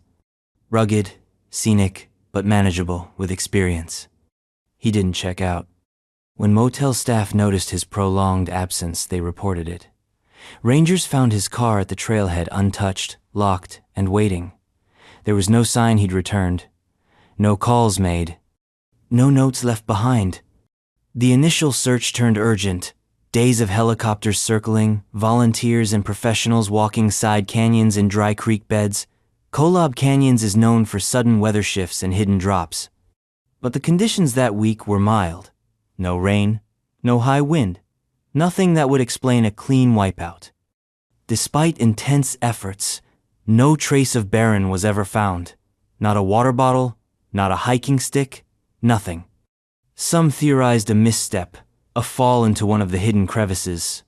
Others wondered about foul play, though no evidence supported it. As time passed, the canyon reclaimed the silence. Robert G. Barron's name became another line in Zion's dark ledger, and though most visitors remember the park for its beauty, those who search its quiet corners know it as a place that sometimes doesn't give people back. And with that, we move on to a man lost not in the canyons, but in the waters, David P. Smith, who vanished in 1974 around Lake Mead, and was only recently rediscovered, sort of. David P. Smith. In 1974, David P. Smith took a trip to Lake Mead, the sprawling reservoir that straddles Nevada and Arizona like a blue scar through the desert. It was supposed to be a relaxing escape boating, sun, and some time away from the grind. But somewhere amid the waves and heat shimmer, David vanished. There was no dramatic storm, no known boating accident, no distress calls, just an ordinary man on a routine visit who stepped out of frame and never returned. Authorities launched a full-scale search. Boats swept the lake. Divers plumbed its depths. His car was found, parked properly at a marina. His personal items were still intact. But there was no sign of David. No body, no clothes washed ashore. Nothing. Lake Mead is vast. Its depths are deceptive man-made. filled with canyons and submerged cliffs from the old Colorado River Valley. It's easy to imagine someone slipping under and being lost forever in that drowned labyrinth. But David's disappearance stood out. He wasn't reckless. He wasn't intoxicated. There was no reason for him to take risks. For decades, he was a footnote in the long ledger of missing people in national parks. Then, 50 years later, something happened. In the early 2020s, as climate change caused Lake Mead's water level to plummet to historic lows, the reservoir began coughing up secrets: barrels, boats, human remains. One of those skeletons was identified only as David P. Smith, but rather than provide closure, the discovery only raised new questions. Where had his body been all those years? Why had it remained undiscovered in areas repeatedly searched? And most unsettling, what else still sleeps beneath the surface? From a vanishing beneath desert waters, we pivot northward to a disappearance tied to ice and Fogan incident involving the USS Nevada sailors, who wrecked on Lake Superior in 1929 and walked into myth. The disappearance of the USS Nevada sailors. It was supposed to be a standard peacetime transport, nothing dramatic, just another ship sailing the frigid corridors of the Great Lakes. But in 1929, the USS Nevada, a vessel not to be confused with its famous battleship namesake, met disaster on the storm-thrashed waters of Lake Superior. The ship went down fast. Some sailors were rescued. A few bodies washed ashore days later, but several men by all accounts had survived the wreck and made it onto nearby land, and then vanished. Search parties scoured the surrounding forests, cliffs, and coves. The weather had cleared, visibility was good. Yet the missing sailors, who had reportedly been seen alive by fellow survivors, were never found. No signs of injury, no equipment, just empty shoreline. Local Ojibwe legends spoke of spirits in the lake of travelers who came out of the water but were not permitted to return. Skeptics pointed to hypothermia and disorientation, plausible given the harsh environment. But others, including rescuers, insisted the men had seemed lucid, capable, minutes from being helped, then gone. Over the decades, rumors evolved. Some said the sailors had gone mad and fled into the woods. Others speculated they'd been taken in by locals and hidden. Still more whispered of rifts in the fog, moments where the world simply blinked and took them. Unlike other disappearances, this one involved multiple men, multiple witnesses, and a confirmed survival window. That's what makes it so strange. They didn't die in the wreck. They escaped it, only to disappear into thin air on solid land. Lake Superior has swallowed many ships, but few stories as chilling as the Nevadas. And now, we shift from ice to fire, from northern lakes to the arid solitude of Big Bend National Park, where Donald E. Smith walked into the heat and became a ghost. Donald E. Smith. Big Bend is the kind of place that doesn't whisper. It roars.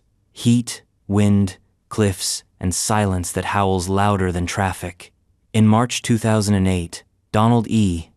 Smith, a 51-year-old man with a love of solitude, headed into the Chisos Mountains for a solo backpacking trip. He signed in at the trailhead. He carried food, water, and a map. His route wasn't overly ambitious, a loop through well-known backcountry trails. He told park rangers he expected to be back in 3 days. He never checked out. When he didn't return, rangers launched a search within hours. His car was still at the trailhead. Helicopters buzzed overhead.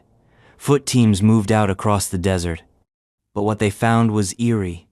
No campsite, no gear, no sign of disturbance. The landscape offered nothing but indifference. Donald's disappearance hit hard because he'd done everything right. He told people where he was going. He was in shape. He had a history of safe, solo trips. There were no storms, no flash floods. The area, while rugged, wasn't a death trap. Still no trace, not even a dropped wrapper. Some speculated he'd encountered wildlife, But cougars and bears aren't silent. Others wondered about a fall, but even cliffs leave debris. The desert swallows much, but not everything. And certainly not this cleanly. Years later, Donald's case remains an open wound in Big Bend's history. A reminder that even a map trail and good judgment aren't armor against the unknown. And next, we cross the country to the Adirondacks, where in 1983, Robert Bob Levitt disappeared in upstate New York's Wild Heart without so much as a footprint left behind. Robert Bob Levitt. In the fall of 1983, Robert Bob Levitt, a 57-year-old outdoor enthusiast, vanished into the ancient woods of New York's Adirondack Mountains. A calm, measured man, Bob had hiked the region's rugged backcountry countless times. The Adirondacks, with their rolling, forest-covered mountains and deep, dark lakes, were his personal cathedral. That October, he went in alone and was never seen again. Bob was last spotted near the Seward Range, a lesser-visited section of the park notorious for its steep, unmarked trails and rapidly changing weather. He was well-equipped, experienced, and unlike thrill-seekers who dive into remote areas with nothing but a granola bar and a dream, Bob was methodical. He left his route with friends, he packed properly, and he knew the terrain. When he missed his check-in date, a search began swift and wide. Park rangers, police, volunteers, and military helicopters flooded the area. The terrain was brutal, dense underbrush, swamps, sudden drop-offs, but still, no one found a scrap of Bob, no clothing, no campfire, no torn map or broken compass. Theories ranged from an unexpected medical event to an accidental fall in the thick undergrowth, but what troubled searchers was the complete lack of any trail, no scent for dogs, no disturbed foliage. It was as if the forest had not only swallowed Bob, it had vacuum-sealed the scene behind him. His disappearance became local legend, and among the search and rescue community in the Adirondacks, Bob's name became a case study in just how fast and how thoroughly a person can go missing even when doing everything right. From New York's haunted hills, we now travel west again to Glacier National Park in Montana, where in 1924, two brothers, Joseph and William Whitehead, went into the wilderness and were lost forever. Joseph and William Whitehead. The Whitehead brothers Joseph and William were the kind of siblings who stuck together. Tough, adventurous, and drawn to the wild, they ventured into Glacier National Park in the summer of 1924 with high spirits and a clear goal, a long trek into the backcountry to explore and map part of the park's rugged terrain. They were seen heading into the mountains with solid gear and plenty of provisions. Joseph was 27, William was 25. Both were strong, capable, and in good health. They told friends they planned to be gone for about a week. They never returned. When they failed to show up on time, authorities were notified. What followed was one of the earliest large-scale search operations in Glacier's history. The terrain Wasand still is merciless. Jagged cliffs, dense forests, sudden weather swings. But what stumped rescuers wasn't just the challenge of the land, it was the complete absence of any clue. No footprints, no dropped supplies, no campfire remains, not even disturbed foliage to suggest their path. It was as if the brothers had marched in lockstep straight off the edge of the world. Locals speculated about animal attacks, falls into unseen ravines, or surprise weather events. But two grown men, vanishing without leaving a trace? It didn't compute. Years passed, then decades. Not a bone, not a boot, nothing was ever found. The Whitehead brothers became one of Glacier's earliest unsolved mysteries. Their case has haunted the park for nearly a century, a reminder that even in the age of paper maps and boots on the ground, nature can erase you so cleanly that it's as if you were never there. And from the glaciers of Montana, we head to the misty, rain-soaked trails of Olympic National Park where, in 1981, a man named Mark Dennis went hiking and never made it out. Mark Dennis. Mark Dennis, 33, was the kind of guy who relished solitude.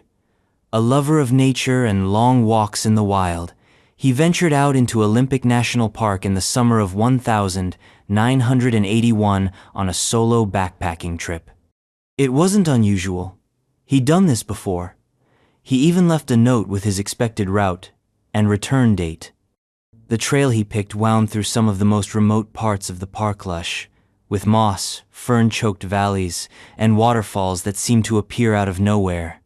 But this wasn't some reckless plunge into the unknown. Mark knew what he was doing. And then, just like Thaith, was gone. When he failed to return on schedule, the alarm was raised. Search crews moved quickly, canvassing the area on foot and by air.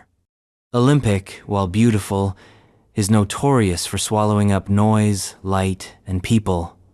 Its fogs are thick, its forests, ancient and absorbing. But even then, something should have turned up. Yet no tent, clothing, gear, or trail signs were ever discovered. Dogs lost the scent almost immediately. The weather remained mild.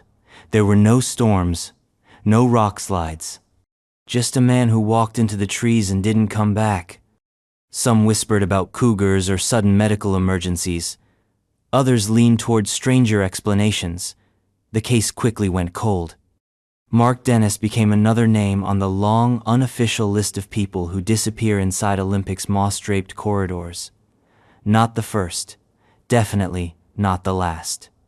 And with that, we make our way far east toward India's Parvati Valley, where not one name, but many have vanished into a Himalayan vortex so frequent it's been dubbed the Valley of Death.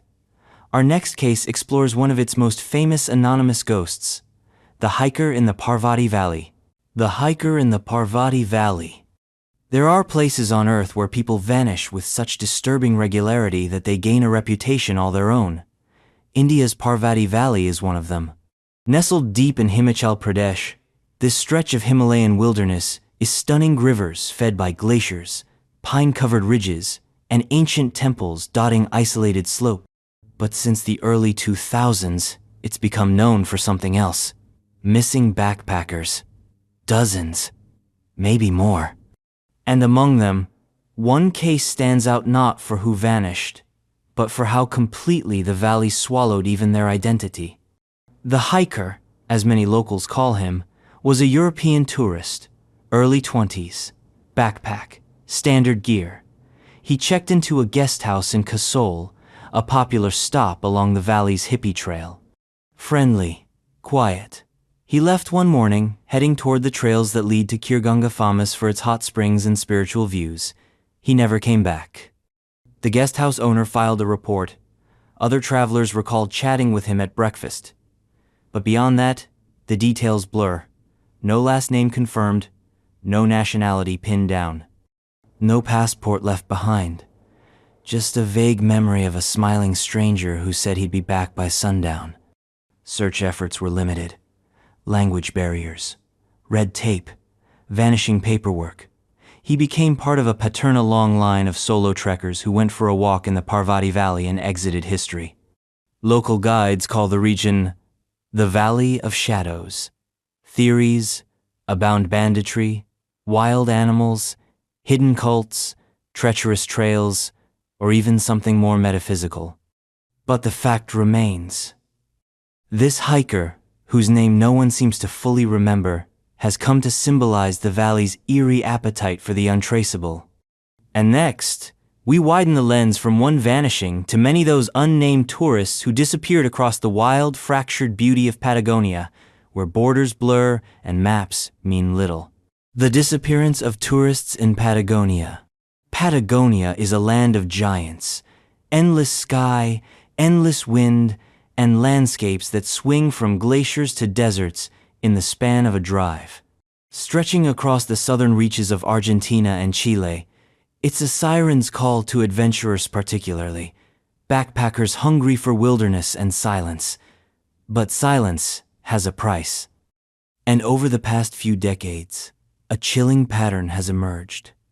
Tourists go missing in Patagonia, and nobody really knows how many. There's no single headline case, no dramatic vanish-on-camera story, just a slow, steady drip of disappearances. A solo French backpacker last seen near Torres del Paine.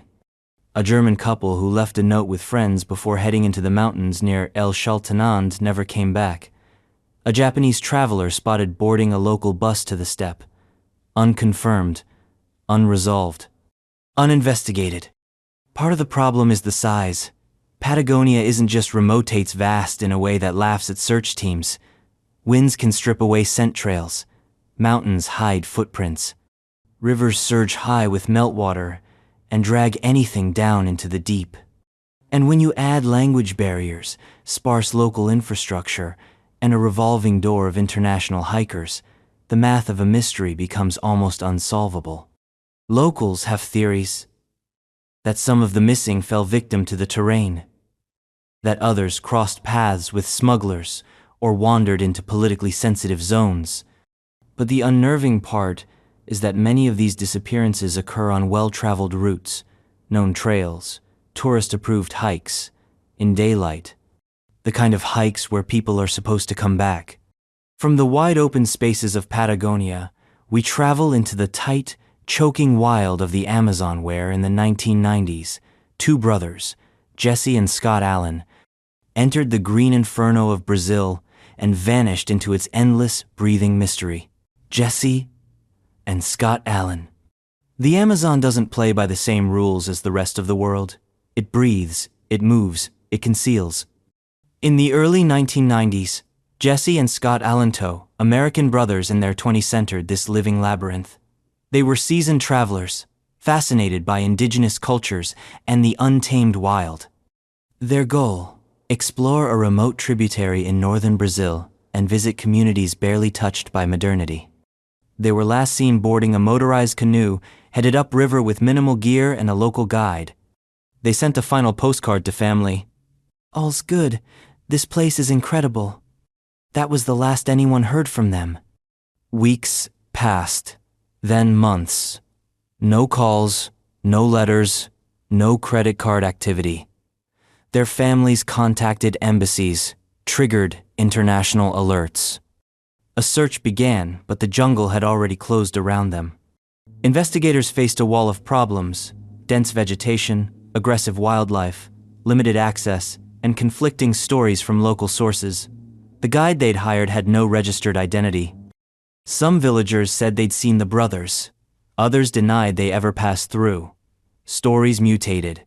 They drowned, were robbed, were adopted by a tribe, were swallowed by the river. Nothing was proven. Nothing was found. The Amazon doesn't leave crime scenes. It eats them. It's possible they were ambushed, or that they succumbed to illness or injury and simply disappeared beneath the canopy. But the absence of gear-no backpacks, cameras, or documents made their disappearance especially eerie. The Allen brothers became another echo in the rainforest. Two voices swallowed by an ecosystem that's claimed explorers, missionaries, researchers, and fools alike.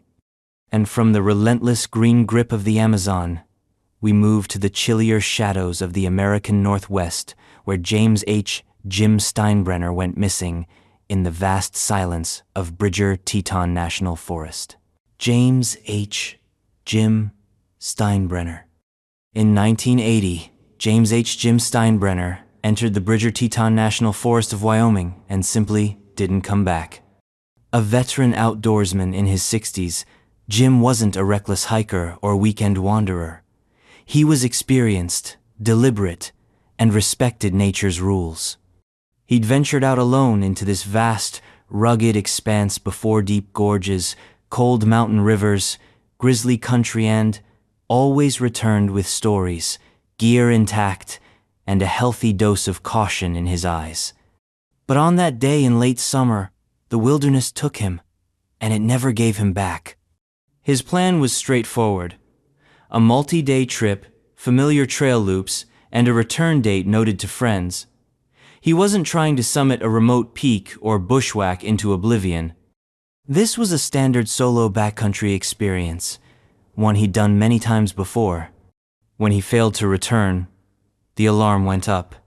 Rangers, volunteers, search dogs, and aerial sweeps combed the region.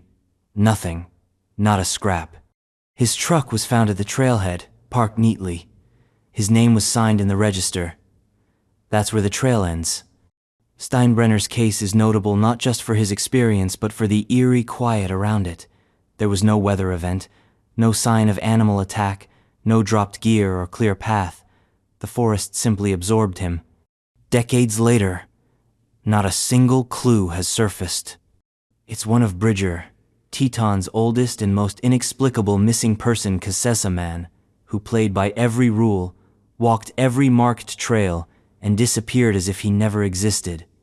And now, we stay in Montana but shift east to the Bob Marshall Wilderness, where another skilled hiker, Michael Latta, met the same quiet fate in 1991. Another trail, another erasure, another echo lost in the pines. Michael Latta. The Bob Marshall Wilderness, known to locals as the Bob, is a land of jagged solitude and river-choked valleys that stretches across one of the most unforgiving corners of Montana. It's the kind of place where GPS signals die, trails become whispers, and storms roll in with thunderous authority. In 1991, Michael Latta experienced outdoorsman in his 30s disappeared within its borders without a trace. Latta had planned a solo hike through a relatively well-marked trail network. He wasn't off-grid by accident, he chose it, carried the right gear, left his plans. He knew the land. He respected it. Days passed. Then a week. When he didn't return, authorities were notified. His vehicle was found at the trailhead, just as expected. But beyond that, every breadcrumb was gone. Searchers tried everything. Helicopters scanned from above. Teams on horseback and foot scoured the wilderness. They found no signs of a struggle, no campfire, no lost pack. No weather incident to point toward.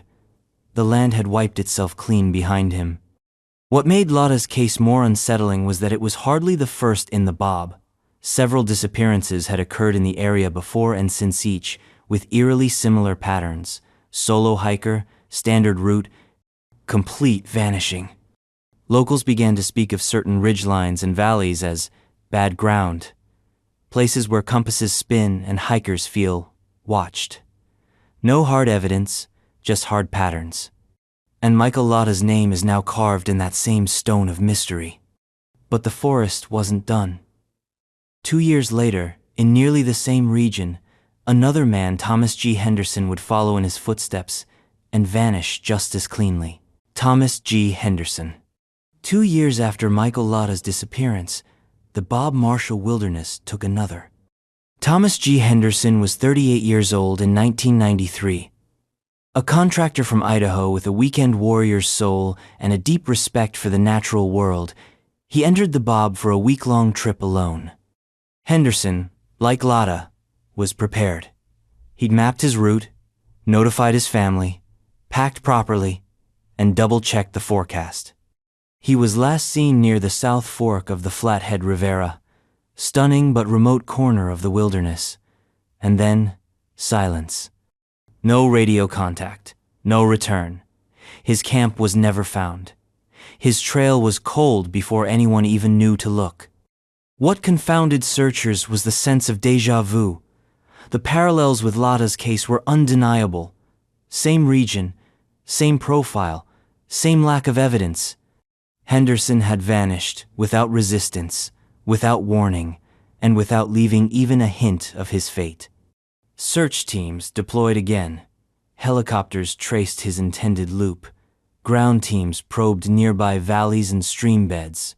Nothing. No boot print, no misplaced map, no wildlife remains. Just one more man the forest seemed to want for itself. By the late 90s, the Bob was quietly gaining a reputation among outdoorsmen and rangers as a place that didn't just lose people, it erased them. Thomas Henderson's family still leaves open the possibility of a natural accident, a fall, a wrong turn, but others whisper of a deeper silence, one that doesn't leave bones or memories. Just empty air where someone used to be. And just when it seemed this remote stretch of Montana couldn't take another, in 1998, Raymond Green stepped into the very same forestand, followed them into legend. Raymond Green. By 1998, the Bob Marshall Wilderness had already claimed multiple experienced hikers. But when Raymond Green disappeared, it felt like the forest had officially become a serial offender. Green was 42, a former park ranger turned wildlife photographer. The kind of man who didn't just walk trail. She studied ecosystems, understood animal patterns, and respected every rock, tree, and stream in his path. He entered the Bob in late August with a simple plan, a solo trek to capture elk migrations on film. He was well prepared. Survival gear, locator beacons, camera equipment, and a clear route mapped and shared with friends. He even carried spare batteries for his gear, a sign of his meticulous approach. Raymond never returned. His friends sounded the alarm within 24 hours of his missed check-in. Search teams deployed fast hoping to avoid the vanishing pattern now whispered among Montana rangers. They scoured his planned loop, expecting to find a twisted ankle, a broken lens, something.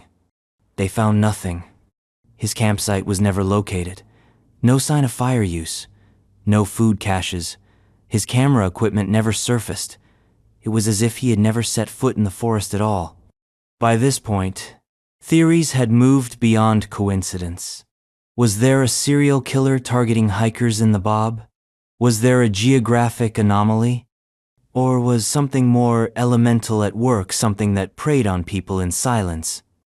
No matter the theory, Raymond Green joined the growing roll call of disappearances from the same stretch of wilderness.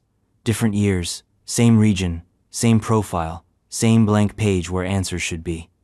And with that, we leave the whispering pines of Montana for the cold, thunderous waters of Lake Superior where, in 1975, the SS Edmund Fitzgerald sank with all hands aboard, and not a single body was ever recovered. The crew of the SS Edmund Fitzgerald.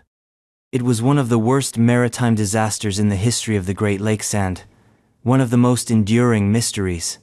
On the 10th of November, 1975, the SS Edmund Fitzgerald, a massive 729-foot ore freighter, was making a run from Superior, Wisconsin, to a steel mill near Detroit. It never made it. At 7:10 p.m., the ship vanished from radar during a violent storm. No distress signal, no call for help, just gone. The Fitzgerald had a 29-man crew, all experienced, all aware of the risks Lake Superior posed during storm season. The ship itself was considered state-of-the-art. Yet by morning, the only signs of the vessel were some floating debris and a lifeboat crushed like paper. When the wreck was discovered days later, it lay in two massive pieces at the bottom of the lake, 530 feet deep. And yet, no bodies were ever found. Not one. What happened that night has been the subject of endless speculation. Some blame structural failure, the Fitzgerald was overloaded and may have taken on water. Others argue that massive rogue waves, up to 35 feet high, struck and cracked her in half, but no official cause was ever confirmed. The crew's families never had funerals, only memorials. No bodies were retrieved, no closure was offered, just a ship broken in two, and a legend sealed beneath cold, merciless water. The Fitzgerald has since become part of American maritime folklore, a warning, a ghost, and a song. But beneath the poetry lies the raw mystery. 29 men went down in a ship strong enough to challenge the lake and none came back up. From a shipwreck at sea to another nautical ghost story, we now head to the Pacific, where in 1955, the MV Joyita was found adrift completely intact, but eerily crewless. The disappearance of the MV Joyita. In October 1955, the MV Joyita set sail from Samoa bound for the Tokelau Islands, carrying 25 passengers and crew. It was a routine cargo, run medical supplies, trade goods, and a few private individuals hitching a ride. The Joyita wasn't a glamorous ship, but it was seaworthy. Or so everyone thought. It never arrived. 5 weeks later, the vessel was found adrift over 600 miles off course, listing heavily, partially submerged, and with obvious damage but still floating. On board? No one. Not a single passenger or crew member remained. All their belongings, shoes, luggage, personal items were untouched. The radio was tuned to an emergency frequency, but the electronics had been tampered with. The lifeboats were missing. There was blood on the deck, and yet there was no definitive sign of struggle or explanation for a mass abandonment. The ship's engine had failed, yes, but she was a sturdy craft, built with flotation chambers that made her nearly unsinkable. So why would experienced mariners abandon a vessel more likely to float than the lifeboats they escaped in? Some theorized mutiny. Others suggested piracy. Some even floated the idea of Cold War espionage, hinting at secret cargo or classified materials. But no one ever found the lifeboats. No bodies were recovered. No survivors ever surfaced. The people simply vanished into the blue void of the Pacific, leaving behind only a drifting shell of their former passage. The MV Joyita remains one of the strangest maritime mysteries of the 20th century, because the sea didn't take the ship, it took the people. And now we shift from oceanic enigma to wartime vaporware in 1915, during the chaos of Gallipoli. An entire British regiment is said to have marched into a cloud and disappeared forever. The soldiers of the Norfolk Regiment. War is no stranger to death. But disappearance? That's something else entirely. In August 1915, during the brutal Gallipoli campaign of World War I, the 1/5th Battalion of the Norfolk Regiment was ordered to advance against entrenched Ottoman positions near Anafarta. The men, around 267 strong, moved through the smoke and chaos of the battlefield with stiff British discipline, disappearing into a low, tree-lined valley. And then they were gone. Witnesses, including several from a nearby New Zealand unit, later testified to seeing the soldiers march into a strange, low-lying cloud, thick, almost unnatural. The formation of the cloud was said to hover near the ground, stationary, even as other clouds moved normally. The men entered. The cloud lifted. No one came out. No bodies, no weapons, no scraps of uniform, nothing. At first, British command chalked it up to battlefield losses vaporized by artillery or scattered in retreat. But even after the war, when the region was cleared and graves exhumed, the missing Norfolks weren't found. Not in groups, not in ones or twos, just gone. The story took on a mythic air. Some claim the regiment had been taken by the Ottomans and never registered as POWs. Others leaned into stranger territory. Was it a natural fog? A hallucination? Or, as some whispered, a portal? Official explanations remain muddy. The Ottoman records claimed a smaller number of captives from the battle, and none matched the scale of the lost battalion. Decades passed before any remains were discovered, and even then, only a few bones, nowhere near the count of 267 men. The vanished battalion became folklore, a ghost unit that marched into legend, a tale told in whispers by veterans who'd seen too much and still couldn't explain what they saw. And from the fog-shrouded battlefields of Gallipoli, we now travel to the haunted hills of Vermont, where entire communities whisper about the Bennington Triangle and the thing or things that might be hunting humans there. The Bennington Monster, Triangle Disappearances. The Green Mountains of Vermont are lovely, dark, and deep. But in the mid-20th century, a patch of wilderness near Glastonbury Mountain earned a reputation for something more sinister.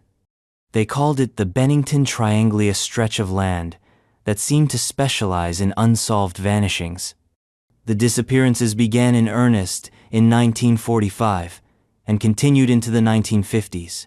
5 people, all vanished within the same eerie corridor of forest.